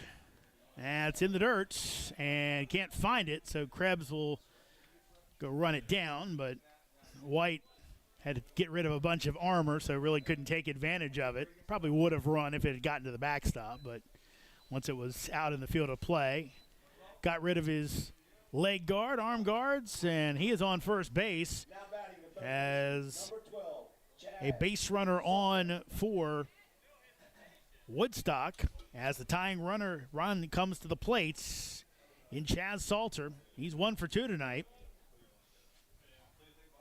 Here's the pitch. It's going to be hit the other way. That's in for a base hit. And coming in quickly is Freeman. Gets it in as White will stay at second base. But back-to-back hits for the Riverbandits. And now they'll bring the go-ahead run to the plates in number 3 hitter Ryan Wilson. Ryan Wilson with two outs already in today's game. One in the first, the other one in the fourth. One was the beautiful backhand by by Mitsuki Kono. The other was outfield to Andrew Pickney. So Wilson at the plate. Here's the pitch, and that is high for a ball. Jaden Bishop made the start. Pitched 5 innings of scoreless one-hit ball. 1-0.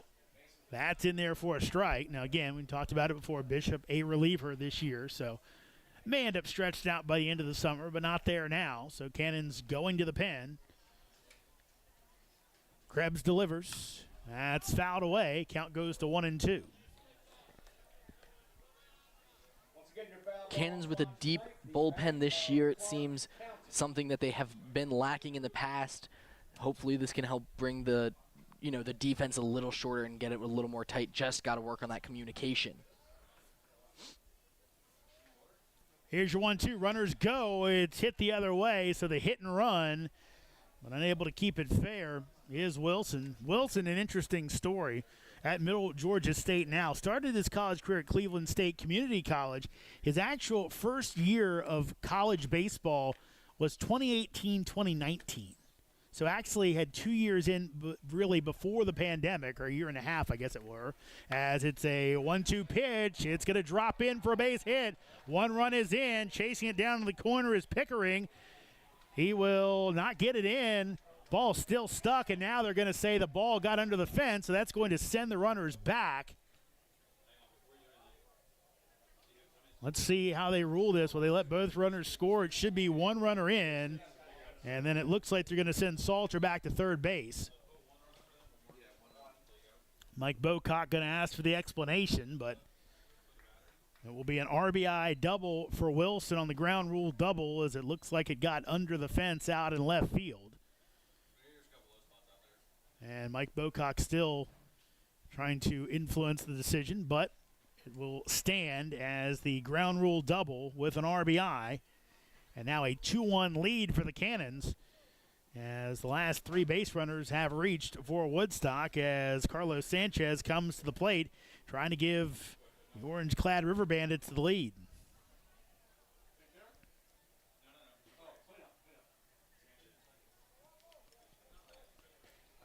And you just hate to see Charlie Krebs come in and give up a run like that right away. Here's the pitch as Sanchez hits it to second base. Only play is to first, as the Cannons had the infield back. Runner in from third base as Salter scores. We got a tie ball game here in the top of the 6th inning, as it'll be an RBI ground out and a 2-2 ball game between the Riverbandits and the Cannons. Felt like there was nothing you could do on that Ryan Wilson hit, but Charlie Krebs cannot be happy with how he has started this game, as he's given up 2 runs when Jaden Bishop. Here's Pico Townsend. He'll take inside for a ball. When Jaden Bishop started so strong. Yeah, tough to give it away, but that walk to White. And then Salter with a good piece of hitting going the other way with that big hole between second and first. Breaking ball will miss inside as Townsend lunges back out of the way of it.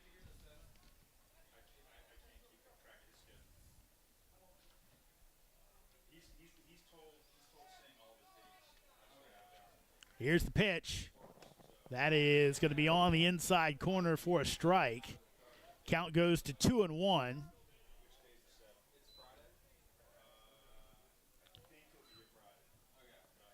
Krebs delivers the 2-1. That'll miss inside for a ball. So now a 3-1 count.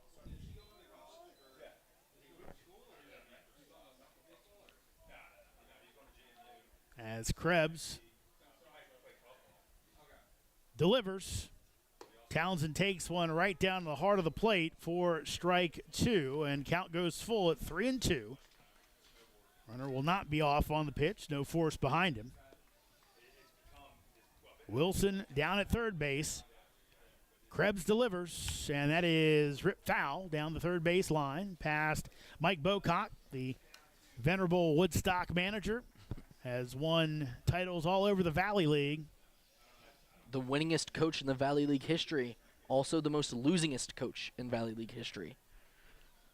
Been around a long time. He's been at it for a good long time. A lot of stories. I think he's writing a book. I don't know if that came out yet or not. 3-2 pitch, and swing and a miss by Townsend as he goes down swinging to end the inning. But 2 on the board for Woodstock. We got a brand new ball game tied at 2. Riverbandits and the Cannons as we head to the bottom of the 6th inning.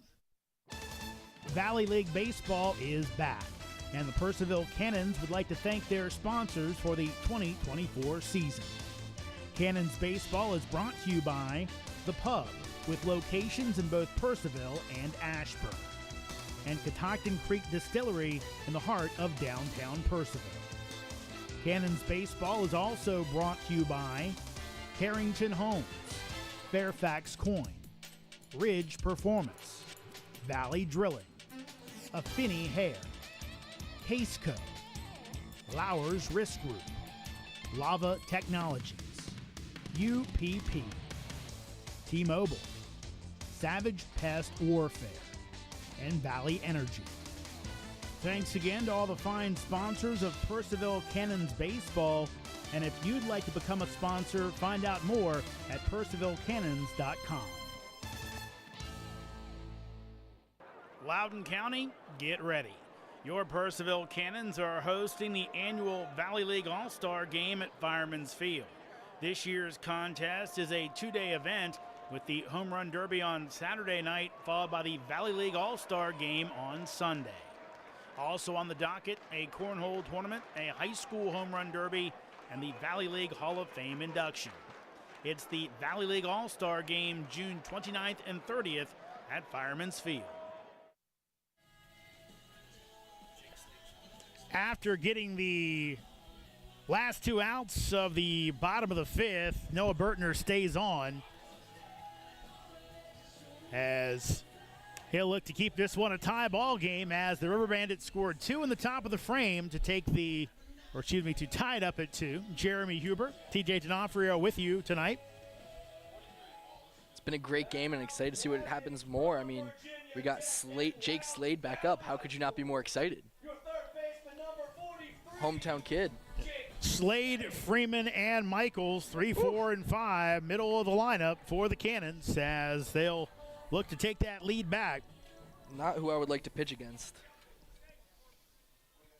Slade has a single tonight. Freeman and Michaels both 0 for 2. Bertner's pitch is going to be hit out into center field. It gets through for a base hit. It didn't square it up, and thinking back to what you were talking about earlier with Jake about how, learning to hit with the wooden bat where balls kind of come off differently, balls are off the handle, might be a broken bat here as opposed to a clean single.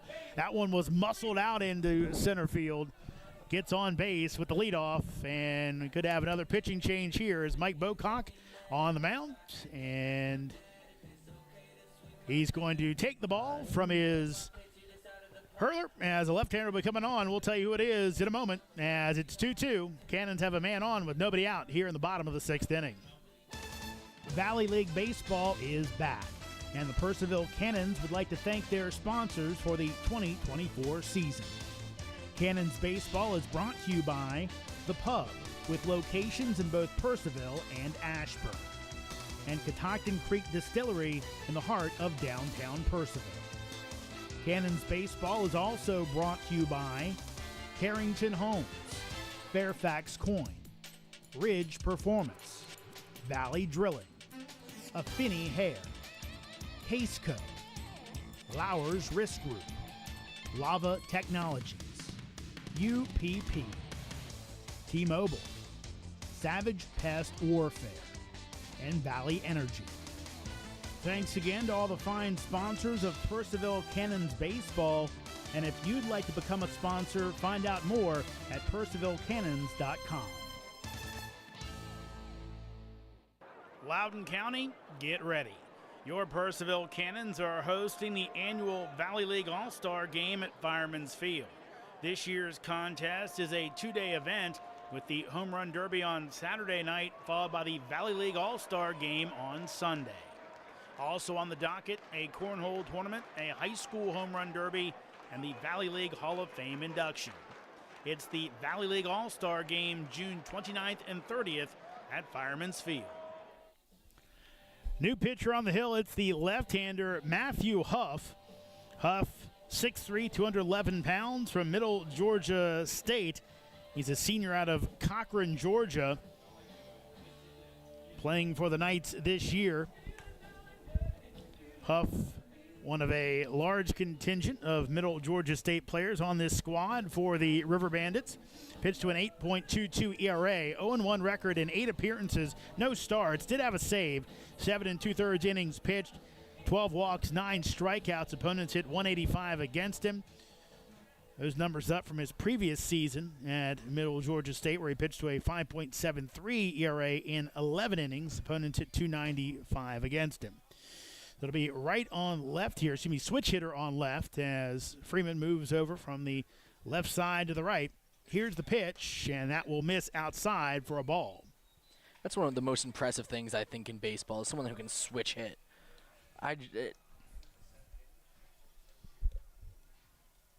Definitely changes the calculus here. Here's the 1-0. That will miss high for ball 2. Michael's on deck. Gupton behind him, so we'll see, especially if we have a ball here. Could go intentional walk or maybe even a pitch around. Here's the 2-0, as that'll be fouled straight back, so Huff getting back in to what he was trying to do.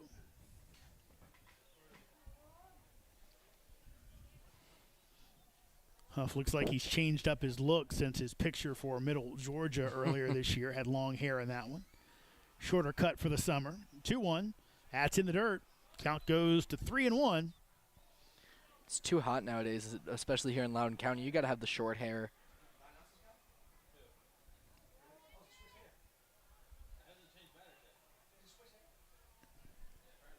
So Huff back on the hill. Looking at a 3-1 count to the dangerous Freeman, who will hit it down to third base. Could be 2. Second base for 1, over to first base in time. Double play. Woodstock turns it, twin killing. 2 outs on the board here in the bottom of the 6th inning. And a great defensive play there from the Woodstock Riverbandits. Chaz Salter there with a great pickup. Threw right to J.C. Frias. Ryan Wilson with just an easy catch. I mean, nothing crazy there, but a casual double play, but still impressive to see that the team pieced it together with that communication that, again, the Cannons have been lacking. So 2 quick outs on the board. Here comes Michaels from the left side. Huff delivers, and Michaels takes for strike 1. Jackson so far tonight, 0 for 2 with a strikeout in the 4th, as that breaking ball up around his head did not break, and count goes to 1-1. It's impressive you can get a ball up that high. Yeah, Michael's 6'9", out of Purdue University, Fort Wayne. Here's the 1-1 as he will hit this one past the diving first baseman Wilson. Michael's busting out of the box. He's looking for extra bases. He might be thinking 3. The big man trucking along, and they will hold him up at second base. And Jackson Michaels with a stand-up double with 2 outs here in the bottom of the 6th inning. Great play by Michaels there. We have not seen him do that yet this season, and it's just beautiful to see. A great little line drive. Really think he could have had 3, but I think Ridge was telling him, stay back. Coach Ridge told him, stay back. Let's play smart. Let's not try to force an error here and force an out. Let's stay at bat. It's a tie game. We're not going to take that risk. And Shorts in that corner, 3-10 down the line.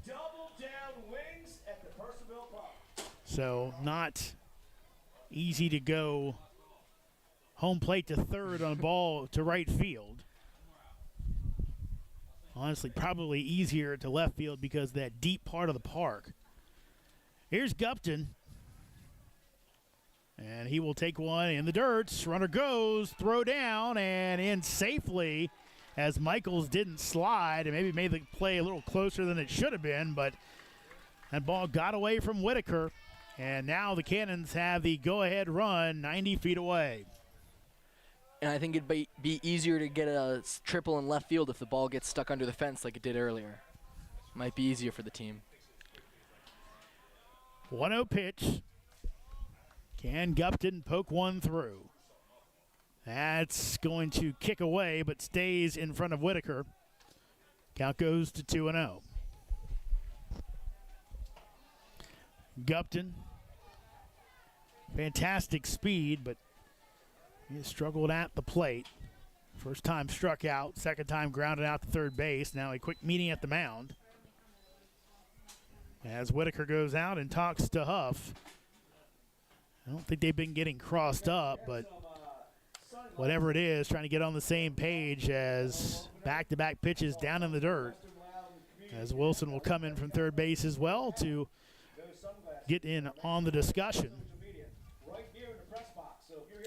On deck for the Cannons is Pickering. Pickering had a single, came around to score the second run of the game last inning. He'd love a chance at the plate. So Huff back on the hill. Gupton back in the box. Woodstock infield playing back. And Gupton takes on the inside corner for a strike. Generous strike zone tonight behind home plate. That's one way to put that strike zone. It's generous for the pitcher for sure. Huff comes set and delivers the 2-1 as Gupton hits it out to right center field. Could be trouble going back, and this one is out of here. Michael Gupton goes deep with 2 outs, a 2-run homer. He gives Purcellville that 2-run lead right back. It's now Cannons 4, Riverbandits 2. Somebody give him that hat to put on when he gets back there, because that was a beautiful home run. It had room to spare after it crossed that fence. Beautiful hit, exactly what we've hoped to see from Gupton this entire season, this start of the season. Hopefully this turns it around for his batting, because defensively he's been amazing. Hopefully this switches it on for his batting. Gupton put a charge into it. And again, that really the easiest place to hit a home run in the grand scheme of things, as Pickering at the plate. He'll take one in the dirt, because we were getting into it earlier. This Fireman's Field used to host youth football, so the field was built to hold a football field. So the right center gap is very short, only 340. Now, again, Gupton put a charge into it as that one's low, but it helps if you got some power to that right center power alley. You can get some easier home runs, and Gupton took full advantage as he parked one to give the Cannons the 2-run lead, as that's low for ball 3. Pickering, not a guy you want to walk. I mean, last time they walked him, it's when he scored.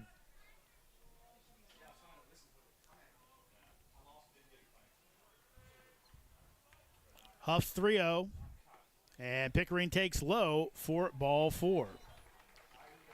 So Pickering on for the second time tonight as the inning continues. Mitsuki Kono coming to the plate. Now batting for your Cannons from Twisted Brothers University, your shortstop, number 2, Mitsuki Kono. To the strains of Shinsuke Nakamura's WWE entrance theme, Kono comes to the plate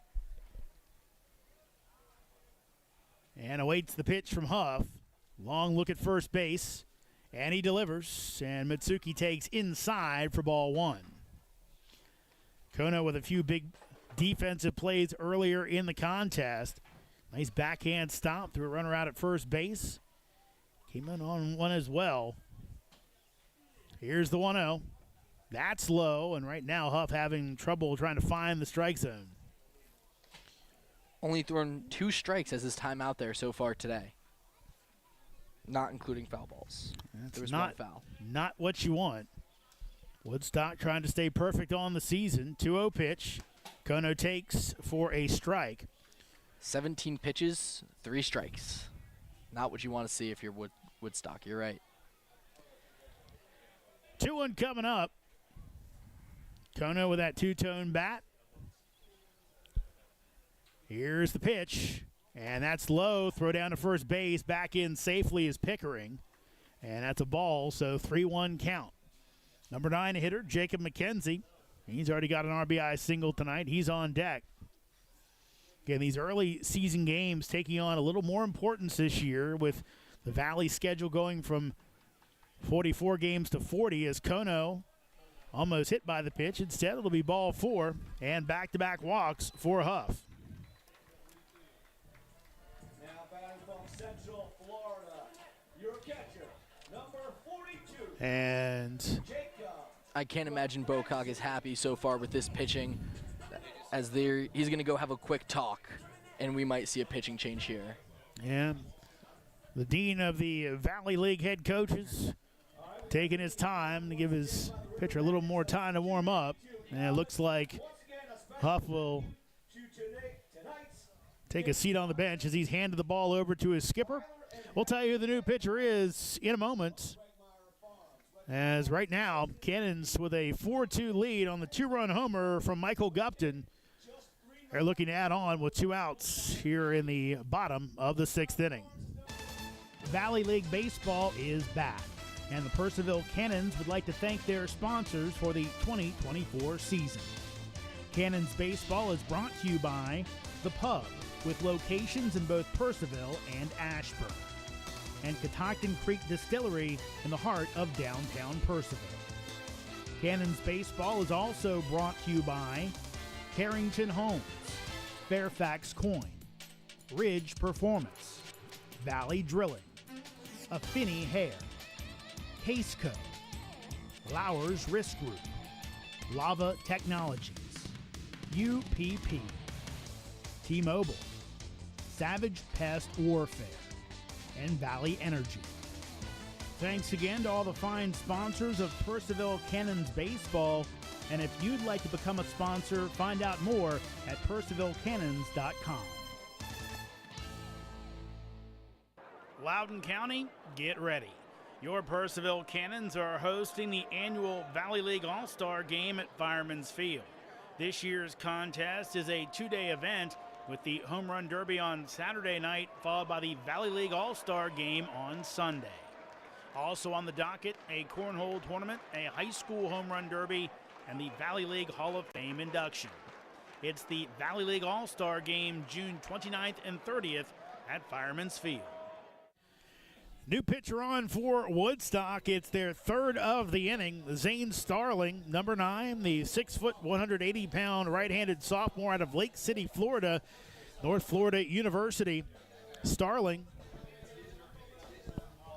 pitching down at UNF this season. 2-time district high school champion there as well, down in Starling. 6.48 ERA for the Ospreys. 4-1 record, 19 appearances, no starts, 2 saves, 25 innings pitched. As he walked 17, struck out 31. Opponents hitting .225 against Starling. So far in the Valley this year, Starling with 1 appearance as he pitched an inning, allowing 2 hits, a run, 2 walks, 2 strikeouts. As Starling took the mound on May 31st, opening night against Newmarket in that 8-4 win by the Riverbandits. So Pickering at second base, Kono is at first, both on walks, as Jacob McKenzie will stand in. The young catcher looking to extend this Cannons lead. Starling looks in to Whitaker, gets his signal, and delivers as a big swing and a miss by McKenzie for strike 1. Top of the lineup in for a call is on deck. Right now, though, Starling trying to finish this one off and get his team into the dugout, only down by 2. 0-1. That's in for strike 2. Quickly, McKenzie down in the count.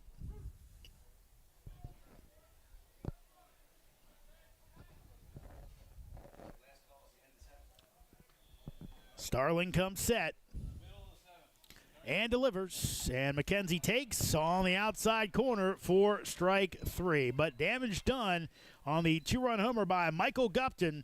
We played 6. It's Purcellville 4, Woodstock 2. Valley League Baseball is back, and the Purcellville Cannons would like to thank their sponsors for the 2024 season. Cannons Baseball is brought to you by The Pub, with locations in both Purcellville and Ashburn, and Catoctin Creek Distillery in the heart of downtown Purcellville.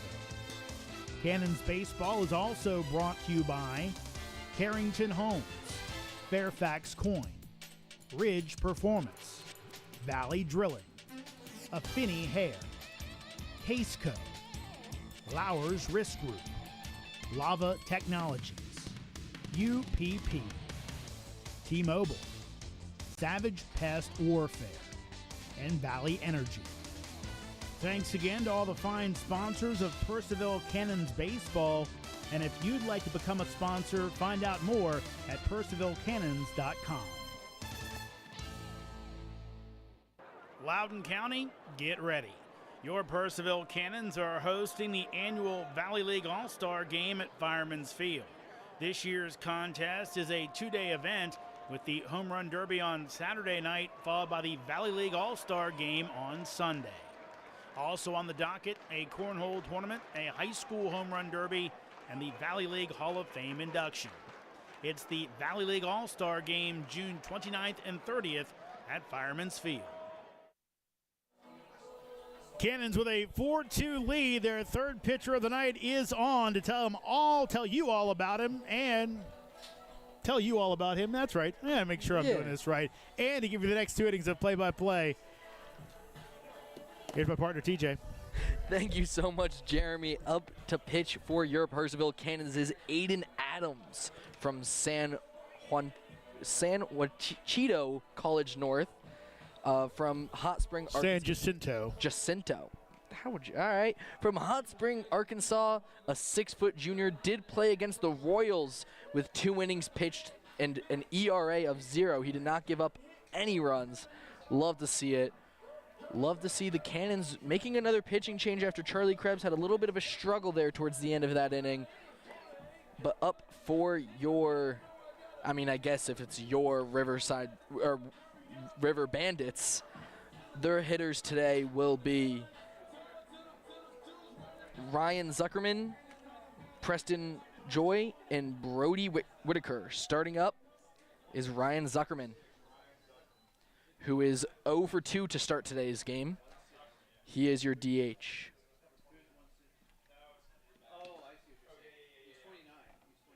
Now batting, the designated hitter number 29, Ryan Zuckerman.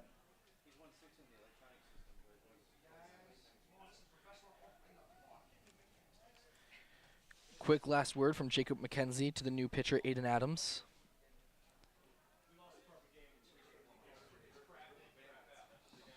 Here's the pitch. Outside, ball 1.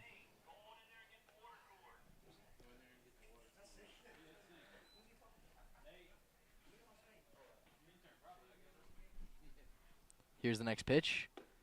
Low, ball 2.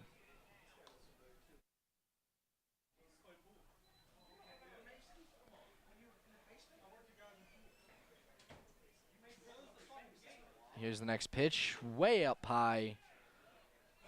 Aiden Adams already down in the count, 3-0 count already. Has not thrown a strike in his first 3 pitches. Not what the Cannons are looking to see here. Here's the pitch. Strike 1. While Townsend looked like he was ready to toss his bat back. 3-1 count. Was definitely a generous inside strike zone. Here's the pitch. Cracked over to RJ Furcall, who picks it up and throws it over to Jackson Michaels, 4 and out. Looks like it was a little bobble there. It's funny, before the game, we were giving you as a young broadcaster to young broadcaster lesson, the phrase, you have more time than you think. It feels like Furcall remembered that there as a fielder where he dropped it, but he knew he still had time and made the play. Again, you don't have to panic. Just knock it down at second base and get the out. He took that breath right before he threw because that has been a struggle for him as he's been not throwing. Instead, he's doing a lot of pump fakes as Brady Whitcare is up to bat, and it's a crack over to center field. No one there, and it looks like there it was Gupton who picks it up as Brady Whitcare gets a first base. Yeah. Oh, I apologize. That was Preston Joy for his first hit of the night. Whitaker on deck, so Now it's run Brady coming to the Whitaker, plate. yeah, who had a walk earlier today and got to second base in the 3rd inning and got out at first by Mitsuki Kono with that beautiful stop in the 5th.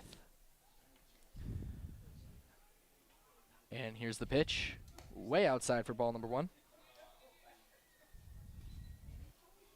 You know, what you'd love to see here is that shutdown inning from Adams after you take the lead right back.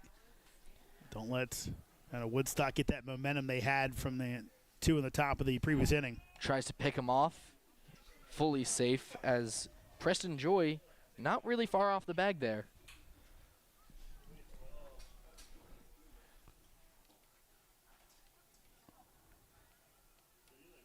Here's the pitch. Swung, foul ball back. Joy, a couple years back when he was at Valdosta State, did steal 9 of 12 bases. So he's a willing runner, maybe not a great runner on the bases. I don't mean that in a bad way. A guy who's going to be a burner at stealing 20, 30 bases, but he'll take his chances. Here's the pitch.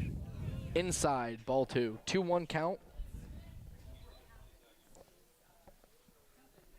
With an inside heater there, just a little too close inside. Here's the next pitch. Swung, and it's missed. 2-2 count. Really seem to want to swing at that one. Go for it.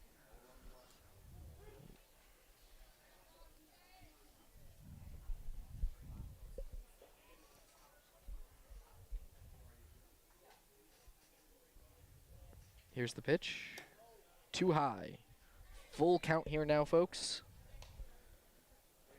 One thing the Cannons have done pretty well tonight is not give up the free passes. Don't want to start that right now. No, only 1 walk of the game. As here's the payoff pitch. Swings, and it goes over to second base. RJ Furcall just misses as Caleb Freeman gets there. Man gets to second base safe as he was thinking about trying to get extra bases there to go to third. Caleb Freeman with a good call, throwing it as quickly as he could to Mitsuki Kono. RJ Furcall just missing the ball there. So it looks like it's going to be a hit. So right now, again, Woodstock, TJ, has a rally going here. Couple plays, good hit, 1 back-to-back hits, I believe. So we'll see what the Cannons can do. Looks like Matt Copley going to come out and make the pitching change. JC Frias up next, and there is going to be a pitching change, and we will tell you all about it just after this short break. Valley League Baseball is back. and the Purcellville Cannons would like to thank their sponsors for the 2024 season. Cannons Baseball is brought to you by The Pub, with locations in both Purcellville and Ashburn, and Catoctin Creek Distillery in the heart of downtown Purcellville. Cannons Baseball is also brought to you by Carrington Homes, Fairfax Coin, Ridge Performance, Valley Drilling, Affinity Hair, Caseco, Lowers Risk Group, Lava Technologies, UPP, T-Mobile, Savage Pest Warfare, and Valley Energy. Thanks again to all the fine sponsors of Purcellville Cannons Baseball, and if you'd like to become a sponsor, find out more at purcellvillecannons.com. Loudoun County, get ready. Your Purcellville Cannons are hosting the annual Valley League All-Star Game at Fireman's Field. This year's contest is a two-day event with the Home Run Derby on Saturday night, followed by the Valley League All-Star Game on Sunday. Also on the docket, a cornhole tournament, a high school home run derby, and the Valley League Hall of Fame induction. It's the Valley League All-Star Game, June 29th and 30th at Fireman's Field. Welcome back to Fireman's Field, home of your Purcellville Cannons. Your Purcellville Cannons leading 4-2 against the Woodstock Riverbandits. Stepping up to the pitching mound is Nick Gravel from Keystone College. Had just 15 appearances with an ERA of 6 on the dot. Pitched 24 innings, allowed 18 hits, 19 runs. Batting average against him is just .202, so hopefully we can see him keep that low. As next up to bat, we have J.C. Frias, who has not had a hit yet, has had a fly out to Caleb Freeman in the third inning, and a hit to, I believe it was Charlie Krebs in the sixth, who threw it to first with Jackson Michaels to get him out. And it was Krebs who was the one who got him there. As we see Jacob McKenzie go and have that last word before Nick Gravel takes his first pitch for the game. Out of Keystone College, as you mentioned. And see what he can do. Again, guys like this from lower levels always love to test themselves here in the Valley against some higher level competition. He's a junior. He's a right-handed pitcher, 6'2", 205, as we get ready for this first pitch.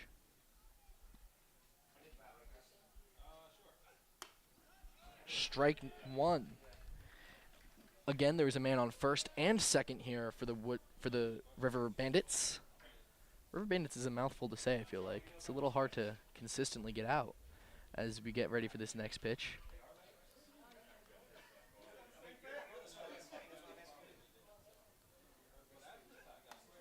Inside, 0-2 count.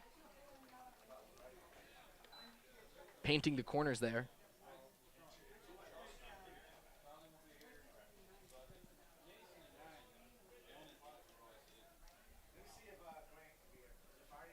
Nick Gravel spent his whole entire college career at Keystone College. As we get ready for this next pitch, swung, and it's looking like it's a fly ball out to left field. There's some communication there, and it bounces on the ground. No one gets there, but it gets inside to a man on third. He's out, but it's slid into. He is called out. What a play by Jake Slade to not back down from the player, and what a play from Andrew Pickering, who came inside to get there. And right now, third base coach and manager Mike Bocock having some words with Preston Joy, telling him, look, that's where you got to go halfway. You can't be at the bag in case that ball drops. You got to be able to get to third base, and he didn't. Good play by Pickering to get there and get that ball in. As now Kobe White up to bat. Here's the pitch, strike one. Now batting the center fielder, number 5, Kobe White. Man now on first and second with 2 outs.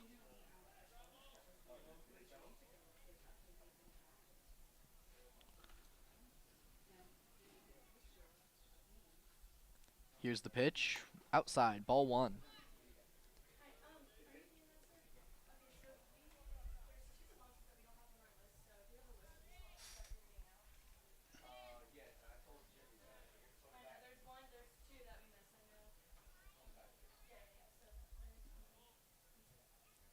Here's the pitch. Swung and it's missed. 1-2 count.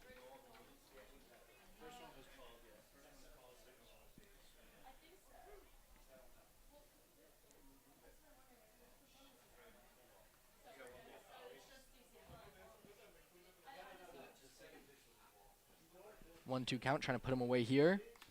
Oh, and it looks like he was hit by the pitch. Right on the knee, it seems, and he will get a walk to first. Yeah, hit by pitch is what you don't want to see, especially with 2 strikes. And now the bases are loaded, and a huge spot for a pretty good batter in Salter. Already has 2 hits tonight. Chaz Salter, definitely a strong batter, as we've talked about this entire night. I didn't see. I think they put someone else on. Did they put someone else on first? No. I wasn't sure if he walked off with a knee injury. No, he just walked it off, went down to first base.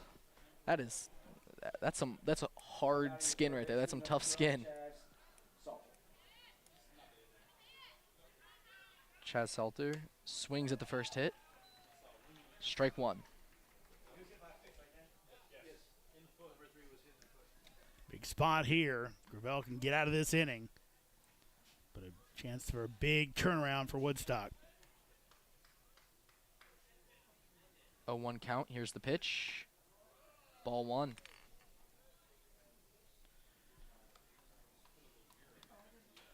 Gravel definitely feeling some pressure here. Bases are loaded. He came into a bad situation and having to pitch his way out, but he just made his situation worse. His bases are loaded. 1-1 count.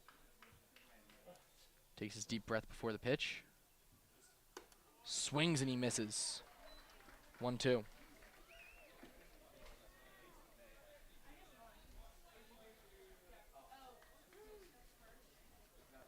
As we said, Chaz Slater is the one who scored originally to bring this team back into the game. He had a hit out to right field for a single and stole a bases. Here's the next pitch. It's a ball, 2-2. Yeah, Salter's kind of driven the train tonight. He and Wilson, of course, had an RBI double back in the 6th inning. 2 hits for this guy. 2-2 count, bases loaded. Nick Gravel with the pitch. Foul ball tipped off the bat.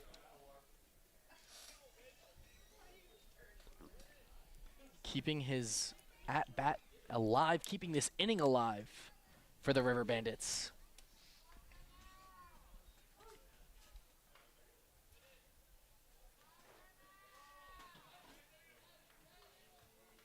And here's the pitch. It's ball, full count. Of course, problem going full as all these runners now get their head start. Ball goes to the gap. You'll see all 3 guys score. A lot of noise from the fans here. Here's the payoff pitch. Swung, and it is a strikeout. What a pitch by Nick Gravel. Way to keep us alive as the Purcellville Cannons. We will be back after this short break. Valley League Baseball is back, and the Purcellville Cannons would like to thank their sponsors for the 2024 season. Cannons Baseball is brought to you by The Pub, with locations in both Purcellville and Ashburn, and Catoctin Creek Distillery in the heart of downtown Purcellville.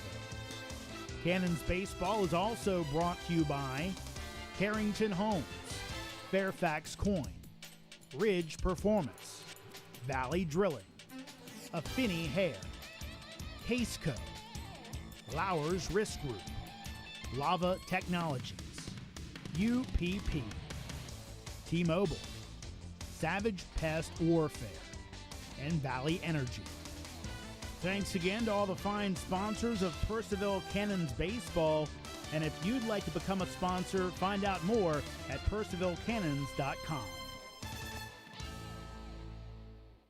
Loudoun County, get ready.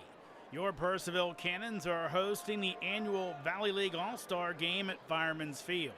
This year's contest is a 2-day event with the Home Run Derby on Saturday night, followed by the Valley League All-Star Game on Sunday. Also on the docket, a cornhole tournament, a high school home run derby, and the Valley League Hall of Fame induction. It's the Valley League All-Star Game, June 29th and 30th at Fireman's Field. Welcome back to Fireman's Field, home of your Purcellville Cannons, as the Cannons lead 4-2 at the bottom of the 7th. As you can hear our PA Bill screaming for the 7th inning stretch, almost falling off the little roof we have here a couple of times, but he's made it safe. He was all right. Well, we joked that our former longtime official scorer, Dennis, says he was Dennis we joked you need to put like a rope around you to make sure Bill doesn't go over the side. So Dennis Woods, a former college football player, we figured, okay, well, we can tie a line on you and then can put it on Bill and make sure if he does go over the side, he won't fall, it'll be okay. So he didn't like that idea. Zane Sterling still up to bat, or still up pitching, coming up against the top of our lineup, RJ Furcall up to bat. After that, Inouye, and after that, Jake Slade. Shintaro Inouye. First up, RJ Furcall. Ball one.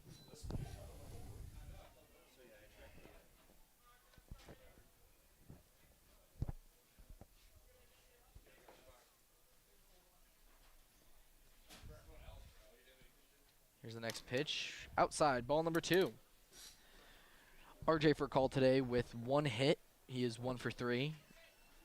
1 strikeout looking, and the other one was a fly ball to the shortstop, Preston Joy.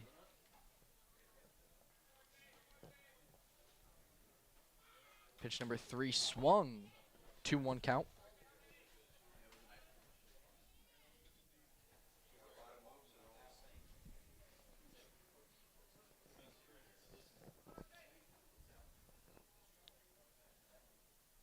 Zane Sterling with the pitch inside. 3-1 count.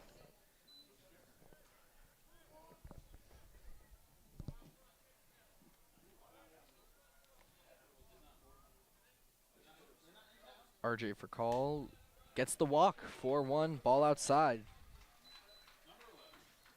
Next up, number 11, our designated hitter, Shintaro Inouye. Inouye today with a ball outside to the right field, gets a double on it, and a walk and a fly out to Pico Townsend today. Let's see what he can do at this at-bat.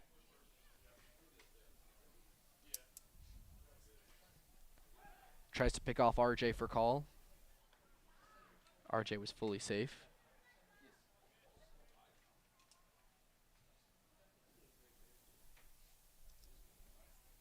Tries to pick off RJ Furcall again. Trying to keep him honest over there, but Furcall fast enough to stay back there.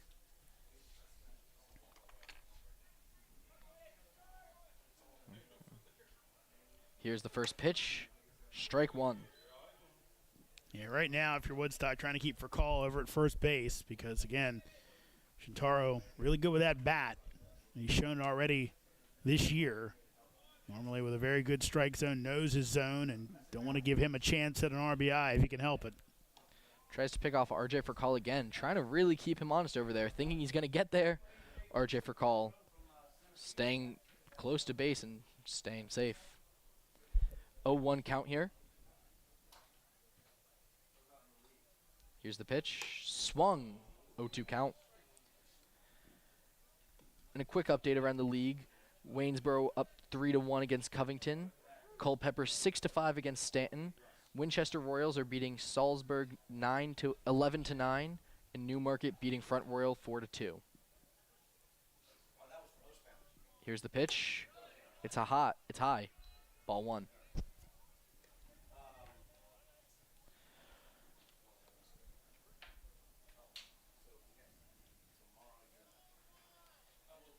Winchester Royals fighting Salzburg for their first win of this season.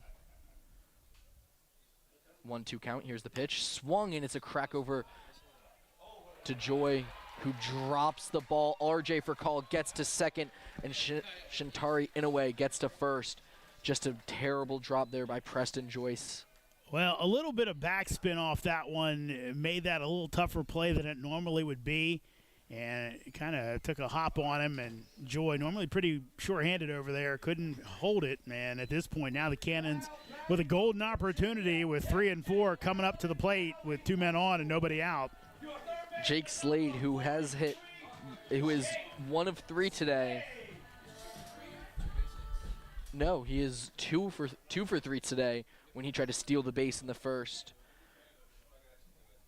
RJ for call on second, Shintari Inouye on first. Here's the first pitch, swings, and it's a strike.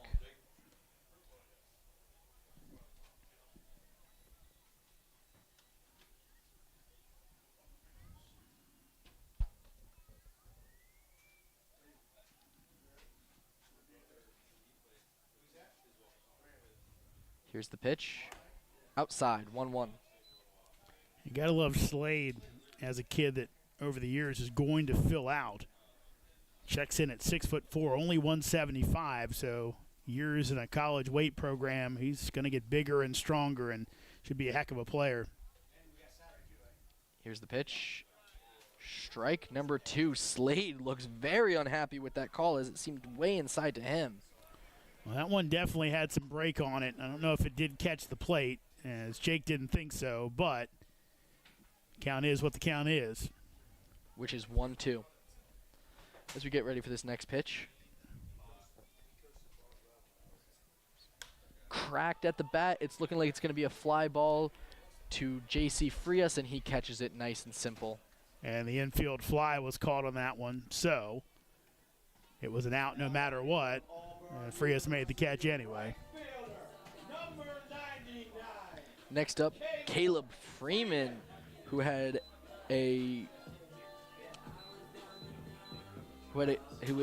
1 for 3 so far today. Let's see what he can do here, as we know he is a big hitter, utility player, as we've said. Let's see if he can get anything going here for the Cannons with a man on first and second. Here's the pitch, low, 0-1 to start. Yeah, Freeman lined out back in the first and popped out in the fourth, and then hitting that double play back in the sixth. So he would love a hit right here. He wouldn't. Ball 1. No strikes yet. As we get ready for this next pitch, here it is, way outside, 2-0 count.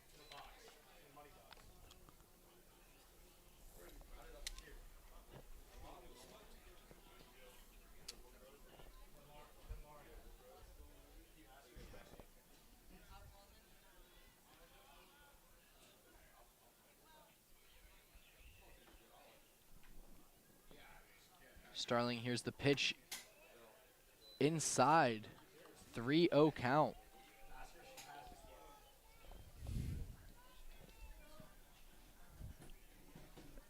This is not what the Riverbandits were hoping to see in pitching right now, as we do have a man on first and second as he tries to pick off RJ for call again. For call safe at second. He seems to think RJ for calls is not going to be cautious at the base. He's going to be caught sleeping. RJ for call paying more attention than ever. As here's the pitch. Strike 1.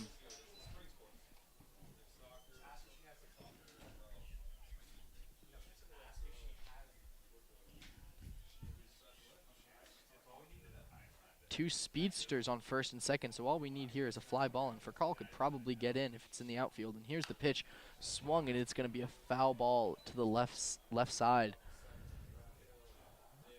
Quickly, while he was up in the count with 3 balls, no strikes, it's now a 3-2 count.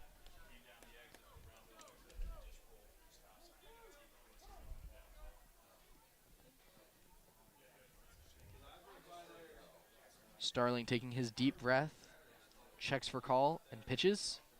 Swung, and it's tipped off the bat. Oh, and the catcher seems I think he's more upset than hurt. Thought he took one.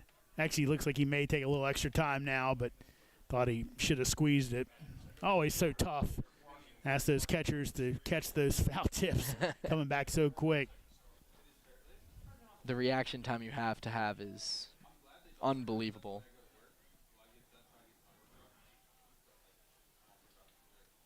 payoff pitch. Swung, and it's cracked outside to center field. It is a catch to Kobe White, and first and second decide to stay where they are. That is the second out. RJ Furcal started his run outside, but Kobe White with a great throw to JC Frias.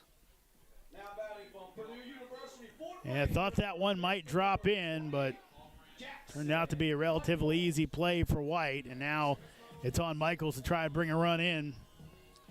Who last at bat had a great hit to right field, keeping it fair, and getting a double with a stolen base to third.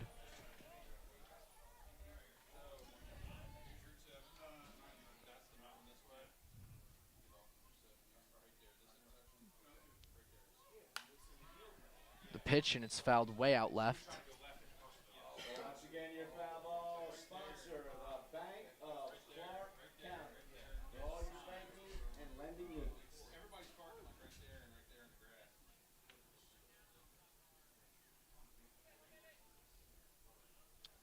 Here's the pitch. Low and outside, 1-1 count.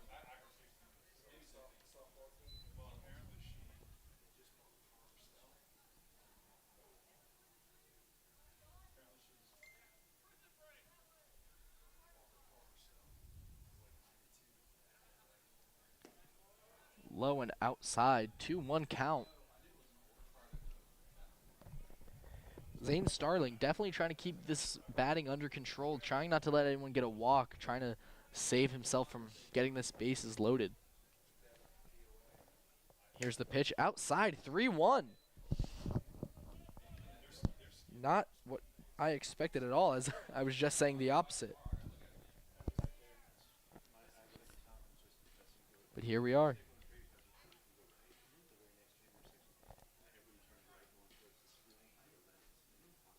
And the pitch swung, and Michaels gets the out at first. That's the inning, folks. We will be right back to the top of the 8th. Your Purcellville Cannons 4, Riverbandits 2. Valley League Baseball is back, and the Purcellville Cannons would like to thank their sponsors for the 2024 season. Cannons Baseball is brought to you by The Pub, with locations in both Purcellville and Ashburn, and Catoctin Creek Distillery in the heart of downtown Purcellville. Cannons Baseball is also brought to you by Carrington Homes, Fairfax Coin, Ridge Performance, Valley Drilling, Affinity Hair, Caseco, Lowers Risk Group, Lava Technologies, UPP, T-Mobile, Savage Pest Warfare, and Valley Energy. Thanks again to all the fine sponsors of Purcellville Cannons Baseball, and if you'd like to become a sponsor, find out more at purcellvillecannons.com. Loudoun County, get ready. Your Purcellville Cannons are hosting the annual Valley League All-Star Game at Fireman's Field. This year's contest is a 2-day event with the Home Run Derby on Saturday night, followed by the Valley League All-Star Game on Sunday. Also on the docket, a cornhole tournament, a high school Home Run Derby, and the Valley League Hall of Fame induction. It's the Valley League All-Star Game, June 29th and 30th at Fireman's Field. Welcome back to Fireman's Field. Here, the Cannons with a new pitcher, Zach Duenas from Western Kentucky University, previously at only community college, and if my co-host Jeremy was still here, he would tell you all about high schools there. Zach Duenas standing at 6'10", at 225 pounds, a right-handed relieving pitcher, and his stats this past season, with only 4 appearances, 3 starts, so not much of a reliever, but he's coming in as a reliever here. With an ERA of 11.37, allowed 8 runs, but batters are averaging 0.444 against him. So let's see if Zach can hold it down here for the Purcellville Cannons, as the Riverbandits have Ryan Wilson, Carlos Sanchez, and Pico Townstead as their next 3 at-bats. Not an easy 3 to start against. That is the heart of their lineup.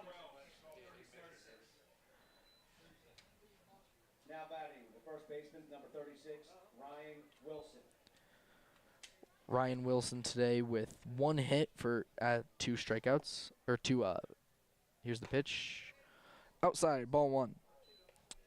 With 2 outs, 1 dribbling out to left field and the other one straight over to Mitsuki Kono. Next pitch, too high. 2-0 count.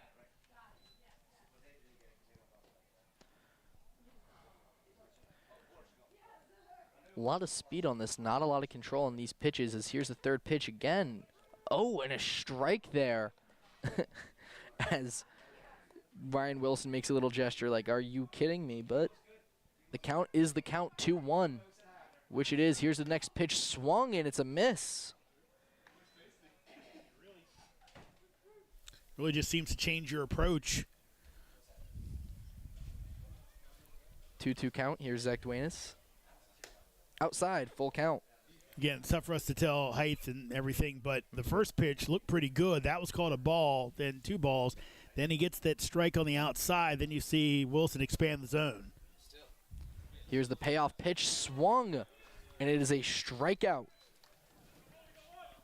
It's that kind of half and half for Wilson. He's like, this isn't a strike, but then he realized this is what's being called, and he kind of weakly half-waved at it. Up next, Carlos Sanchez, who has not had a hit tonight. 0 for 3, first pitch, way inside. 1-0 count.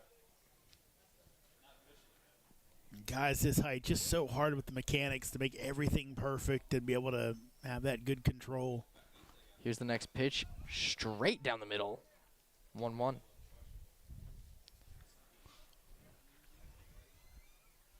His release point is just so different from anyone who's a normal height, as he stands at 6'10". As the next pitch comes out, that was a beautiful pitch. Looks like it curved down, but it is called ball. 2-1. A lot of good tools there. It's all about refining them. 2-1 count. Here's the pitch, swung, and it's missed. 2-2 count.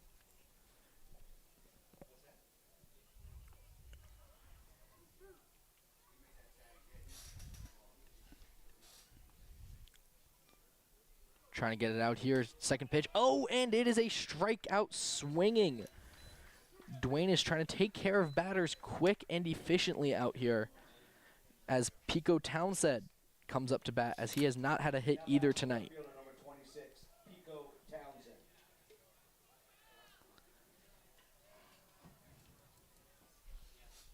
Here's the first pitch, way inside. Ball 1.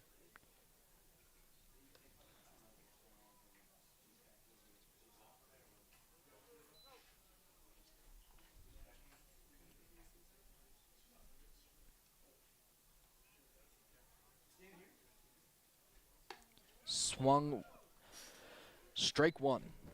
You mentioned that Winchester game. Royals looking for their first win. Had a sizable lead. Now 11-11. They in Strasburg in the 6th. And here's the next pitch. Strike again. 1-2 count. Can Duenas come in here, get 3 up and 3 out, and take care of business?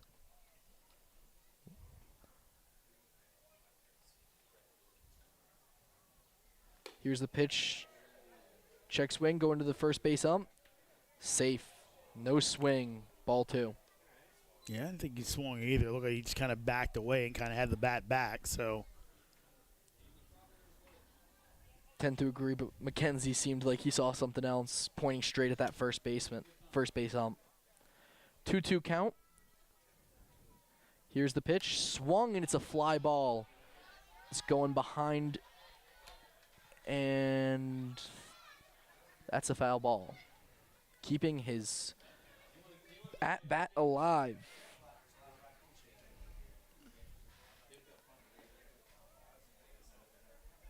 Trying to make sure that he stays alive here, really. Just struggling almost.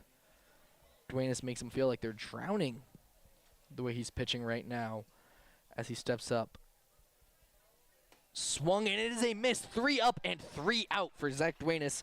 An impressive showcase for him in this inning. We will be right back for the bottom of the 8th. Valley League Baseball is back, and the Purcellville Cannons would like to thank their sponsors for the 2024 season. Cannons Baseball is brought to you by The Pub, with locations in both Purcellville and Ashburn, and Catoctin Creek Distillery in the heart of downtown Purcellville. Cannons Baseball is also brought to you by Carrington Homes, Fairfax Coin, Ridge Performance, Valley Drilling, Affinity Hair, Caseco, Lowers Risk Group, Lava Technologies, UPP, T-Mobile, Savage Pest Warfare, and Valley Energy. Thanks again to all the fine sponsors of Purcellville Cannons Baseball. And if you'd like to become a sponsor, find out more at purcellvillecannons.com. Loudoun County, get ready. Your Purcellville Cannons are hosting the annual Valley League All-Star Game at Fireman's Field. This year's contest is a two-day event with the Home Run Derby on Saturday night, followed by the Valley League All-Star Game on Sunday. Also on the docket, a cornhole tournament, a high school home run derby, and the Valley League Hall of Fame induction. It's the Valley League All-Star Game June 29th and 30th at Fireman's Field. Welcome back to Fireman's Field, home of your Purcellville Cannons, who are leading 4-2 as they step up to the plate here with a new pitcher, Ryan Cowell, for the Riverbandits out of Virginia Wesleyan University. Had 21 appearances this past season with 26.1 innings pitched with a 3.08 ERA, only allowed 10 runs, and had batters averaging .178 against him. A true pitcher. He's from Hanover High School, Hanover, Virginia, not too far from here. As our batting order will go, Michael Gupton, Pickering, and Mitsuki Kono for your Purcellville Cannons. Cannons would love a little insurance here. Put themselves up by more than two. Easier said than done as they look to tie for first place in the Valley North as Woodstock comes in at 3-0. Cannons came into the night at 2-1 along with Newmarket. And Michael Gupton, last at-bat was a home run, so let's see what he can bring to the plate here. Center fielder, number 88, Michael Gupton.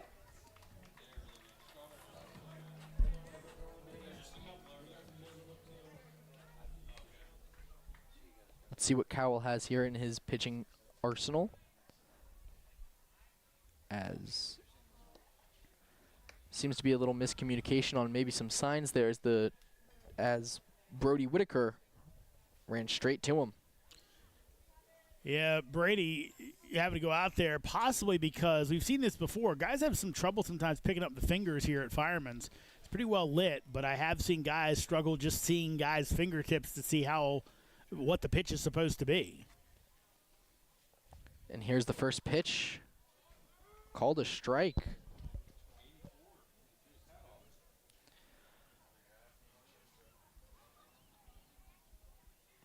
Oh, 1 count here for Gupton.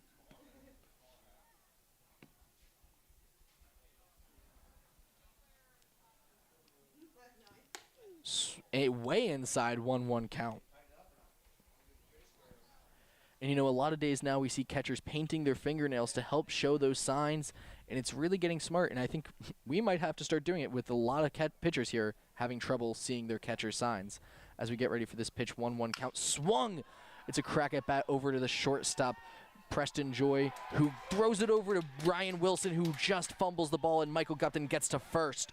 A beautiful, beautiful sprint there. And Joy just a little slow on the throw, and Wilson just fumbling the ball. Yeah, well, clean play. He still didn't have him. He beat that out. That's an infield single all the way. You always talk about that speed of Gupton, TJ, and he showed it right there.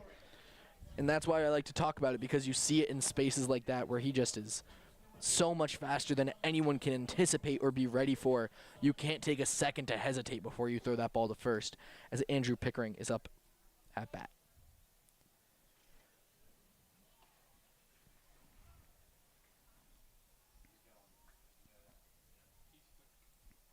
Here's the pitch. Gupton running, thrown over to the second. Looks like there was a bounce, and he's safe at second with a stolen base. Again, talking about that speed, you just can't stop it. As Pickering has been walked twice tonight already, one of them ended up being the game-leading run. And we'll see if Gupton has the gumption to steal third as well. 0-1 count.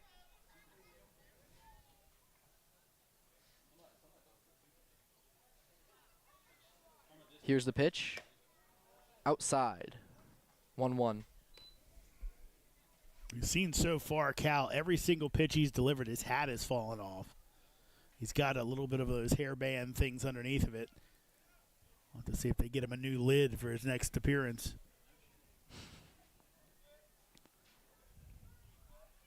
Here's the pitch. Swung and it's missed. 1-2 count. And right now, if you're Pickering, you'd love to see him, if he can get a ball he can handle, ground ball to the right side, move that runner along. Again, with that runner at second base and be behind him, you know, obviously it's okay if you put a ball on the ground. Gupton threatening to steal. Here's the pitch. Swung and it's missed. There's a strikeout swinging for Pickering.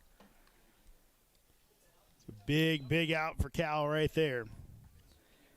Not only for confidence, but for even how he's going to proceed this next inning, because now we have an out with a man on second instead of no outs. Mitsuki Kono up next who was walked hit his last at bat, so he's 1 for 2 so far today at getting on bases.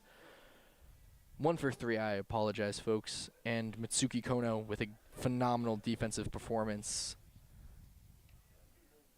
so far today. Here's the first pitch. Low and outside, ball 1.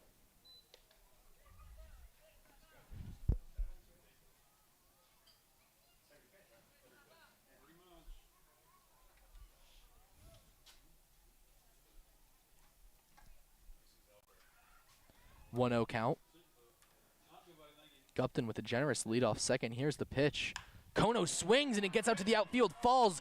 Gupton at third, going to steal home. No, he doesn't. He stops as Kono runs to second base. The catcher pump fakes, and we have a man on second and third, ladies and gentlemen. Gupton with a great non-jump, and Mitsuki Kono reading the catcher perfectly and stealing an extra base. Yeah, saw that ball out there and he thought for all the world Gupton was going to come home. Ridge Fuller holds him up.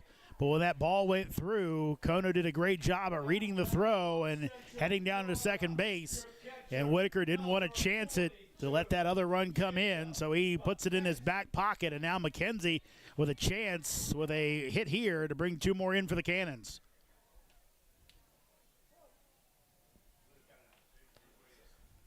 Kono with a big lead off second.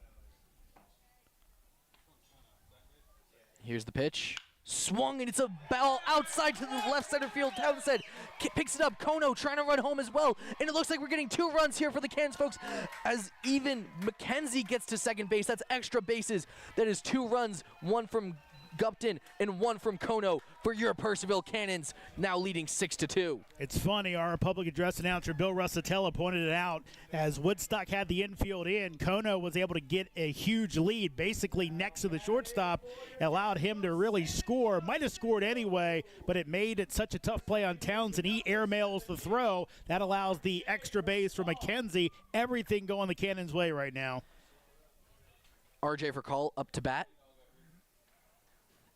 Only 1 out still this inning, folks. With everything seeming to go the Purcellville Cannons' way right now for call. Ball 1 on the first pitch.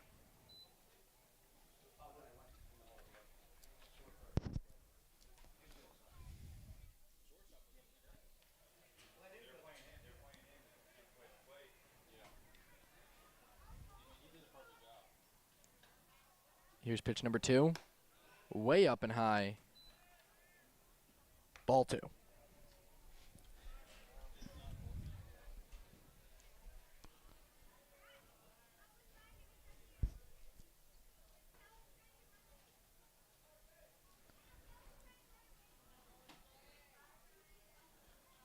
6-2 for your Purcellville Cannons. Here's the pitch. Swung, and it's a foul ball outside, making the count 2-1 with 1 out in this inning.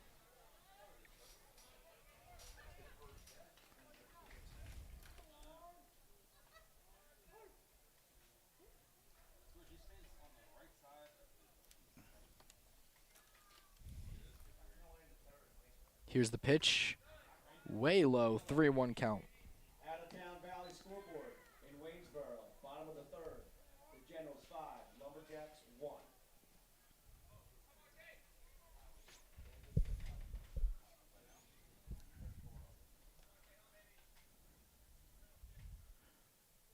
Here's the pitch. Called a strike as RJ Furcall was about to take his walk. Full count, as this is not Ryan Cowell's first game so far this season. He has pitched against the Royals with just 1 inning played, though. So he's fine to come back just a couple of days later. Here's the pitch. Swung, and it's missed for RJ Furcall. They're in the top of the 7th in Strasburg, and they're all Seems to be unhappy with the call for strike number 2, thinking that he should have had a walk, as the star Shintaro Inoue steps up as our designated hitter.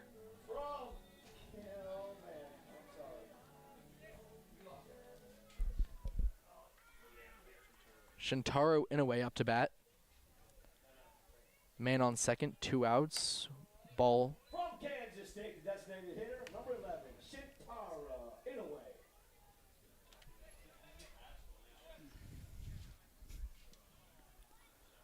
McKenzie still in a scoring position, Inoue, known to be a man who gets on base. Here's the next pitch. Swung, and it's a foul ball out of right field.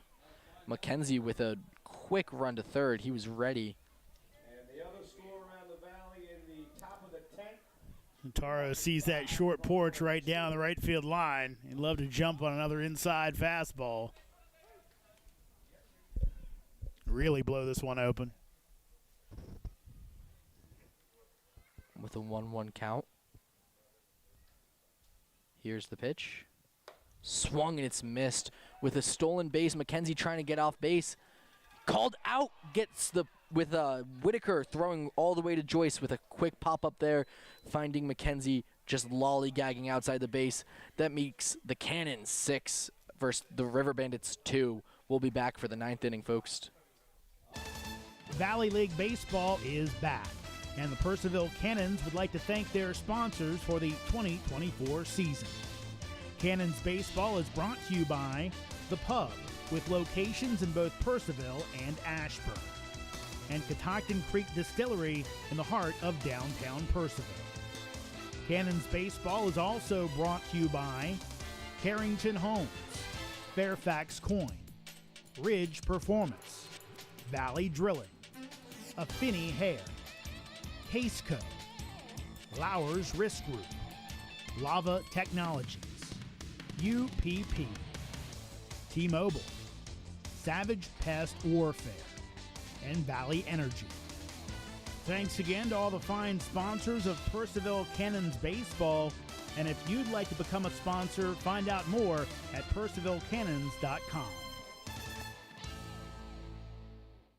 Loudoun County, get ready. Your Purcellville Cannons are hosting the annual Valley League All-Star Game at Fireman's Field. This year's contest is a 2-day event with the Home Run Derby on Saturday night, followed by the Valley League All-Star Game on Sunday. Also on the docket, a cornhole tournament, a high school Home Run Derby, and the Valley League Hall of Fame induction. It's the Valley League All-Star Game June 29th and 30th at Fireman's Field.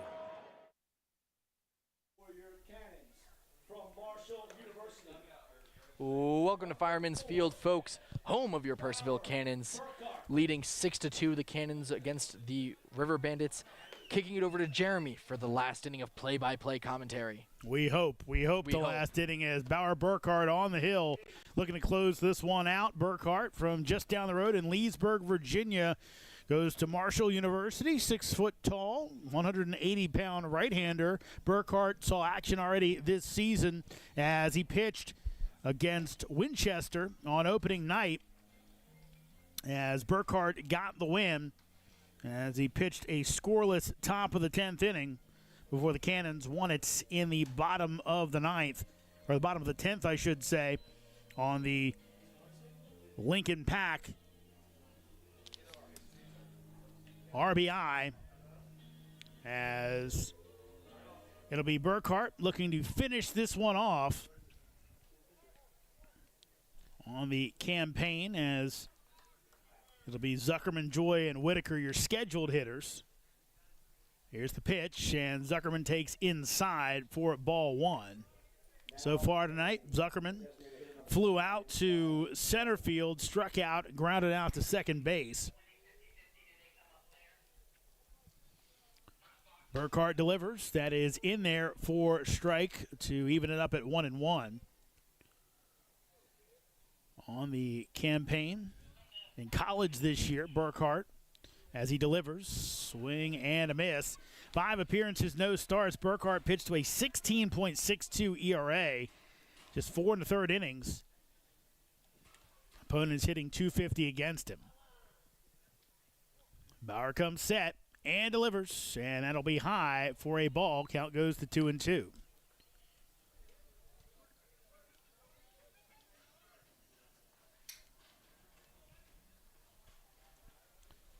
2-2 pitch. That'll miss inside and will hit him. So that's a hit by pitch to start things off. That's what you want if you're Woodstock. Get guys on base. And Bauer Burkhart, another player who I had to root against all throughout high school and now college. So I'm glad I can root for him in the summer again, at least. Again, Marshall against Coastal, Tuscarora versus Heritage. A lot of rivalries there. With all the local high schools down in Leesburg, the big next town over from Purcellville. Here's Preston Joy. Joy takes for strike one. Preston so far today with a hit, a strikeout, and a ground out. As he was retired on that fielder's choice, really helped change the game. Here comes the 0-1. Here it is. That misses up high. Woodstock had back-to-back hits with 1 out in the 7th. Frias hit a pop-up to left that dropped in, as that will break outside for ball 2. Speaking of left field, Lincoln Pack now in the game in left field for Pickering. Ball dropped in front of Pickering, but Joy held the base instead of going halfway. Then Pickering got it in quickly to Slade, who made the tag and got tumbled, as that's in there for a strike on the slide, but still held on to record the out, the second out of the inning. And after a hit by pitch on White, Salter would strike out looking for the third out of the inning after Woodstock had loaded the bases. Burkhart comes set, 2-2 pitch. That is on the outside corner for strike 3 as Preston Joy goes down looking for the first out of the inning. And let's not forget about the opening night Lincoln Pack, the hero of the game, who had a hit into the right field, bounced over to bring home our runner. I believe it was Jake Slade was the runner, or was it David Sorg was the runner for that game. Lincoln Pack was the one who brought him home. Ended up being celebrated. The whole team collapsed on him. Pinch hitter, it's Ace Williamson for the catcher, Brady Whitaker. Williamson out of Jacksonville State. That is in there for strike 1.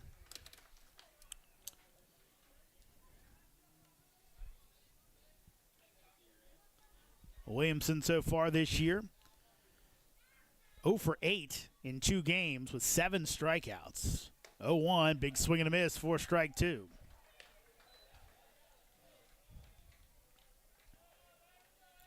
Williamson hit .402 at Southern Union Community College this past season. He'll be headed to Jacksonville State in the fall. That's fouled back, so count goes to 0-2. With 21 home runs this past season, with 55 runs as well in 52 games played, Ace Williamson seems to be a stud, but struggling so far in the summer league. Maybe it's the wooden bats. That or just the jump up in competition. Here's the pitch from Burkhart. That'll miss outside. Count goes to 1-2. Yeah, big-time number, 62 RBIs. But again, at the junior college level, sometimes translates, sometimes does not. Here's the 1-2. Burkhart misses high, and the count goes to 2-2. And Burkhart will ask for a new baseball. Cannons have an arm up in the pen, just in case. But Burkhart coming in the non-save situation. Trying to give the Cannons their third win of the season as they try to jump into first place. As that's a swing and a miss for strike three. Williamson, the second out of the inning, second one via the strikeout.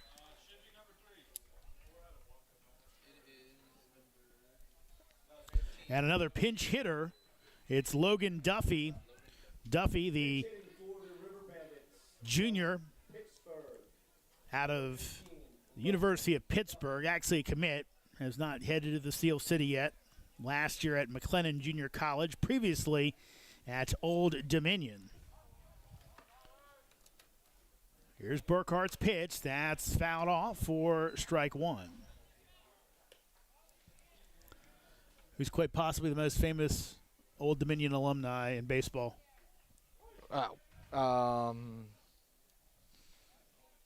Justin Verlander. Here's the 0-1. That's in the dirt, but blocked by McKenzie. He went to ODU? I am 95% positive, and that's because you're doing color. You can go and look this up. That's what I'm doing now. He did go to ODU. What? From, I believe,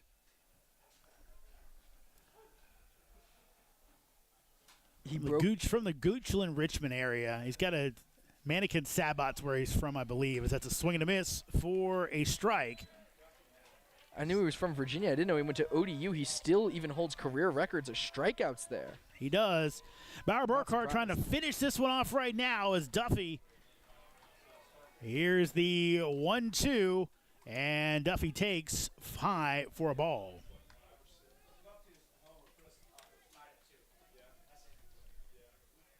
Bauer Burkhart already at 21 pitches just this inning. 2-2 pitch. That's hit out to center field. Going to be trouble. That falls in for a base hit as Gupton will pick it up and shovel it back into Kono. So able to stay alive. Duffy with the single. And right now, Woodstock needs to get one more man on to have a chance to tie this one up with one swing of the bat.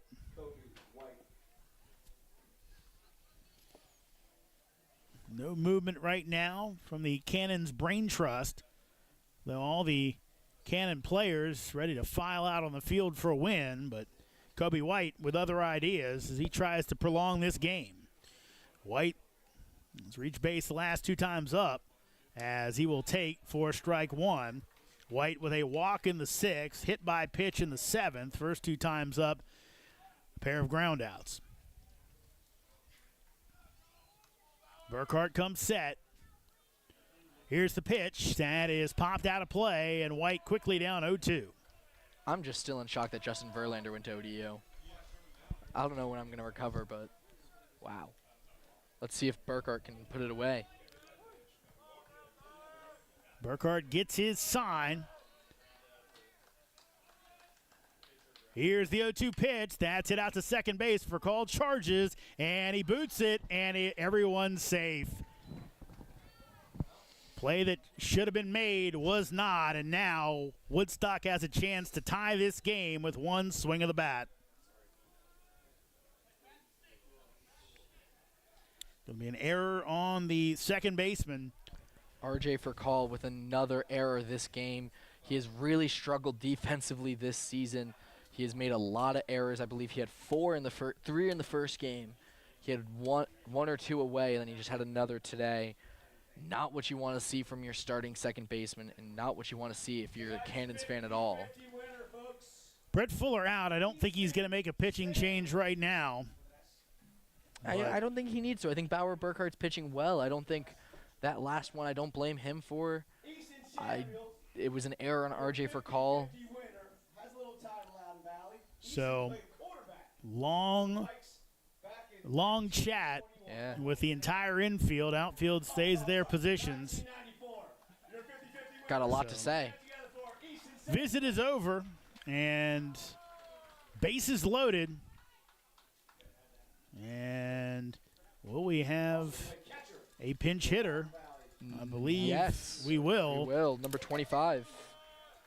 Michael Dubkowski. Dubkowski, a freshman out of Bellevue, Florida, headed to Chipola College, but what I've heard, both he and his brother are somewhat highly touted, and a lot of power in that bat. So Bauer Burkhardt's going to have to treat this batter carefully, maybe not your normal freshman. Here's the pitch, as that is in there for strike one. Just from his measurables, Dubkowski, 6'4", 230. Again, that is not your normal freshman body, and he can leave this park with one swing of the bat. Here's the 0-1, and that'll be foul tipped for strike two. And Dubkowski with 11 at-bats, 1 home run and 3 hits already this season, averaging .273 to start this season off. Burkhardt has the count in his favor at 0-2. Runners at every base for Woodstock.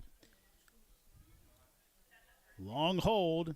Here's the 0-2. That is on the outside corner for strike three. Dubkowski could only look at it as that generous strike zone we've seen all night finally bites the Riverbandits one more time as they leave the bases loaded and fall to the Cannons 6-2.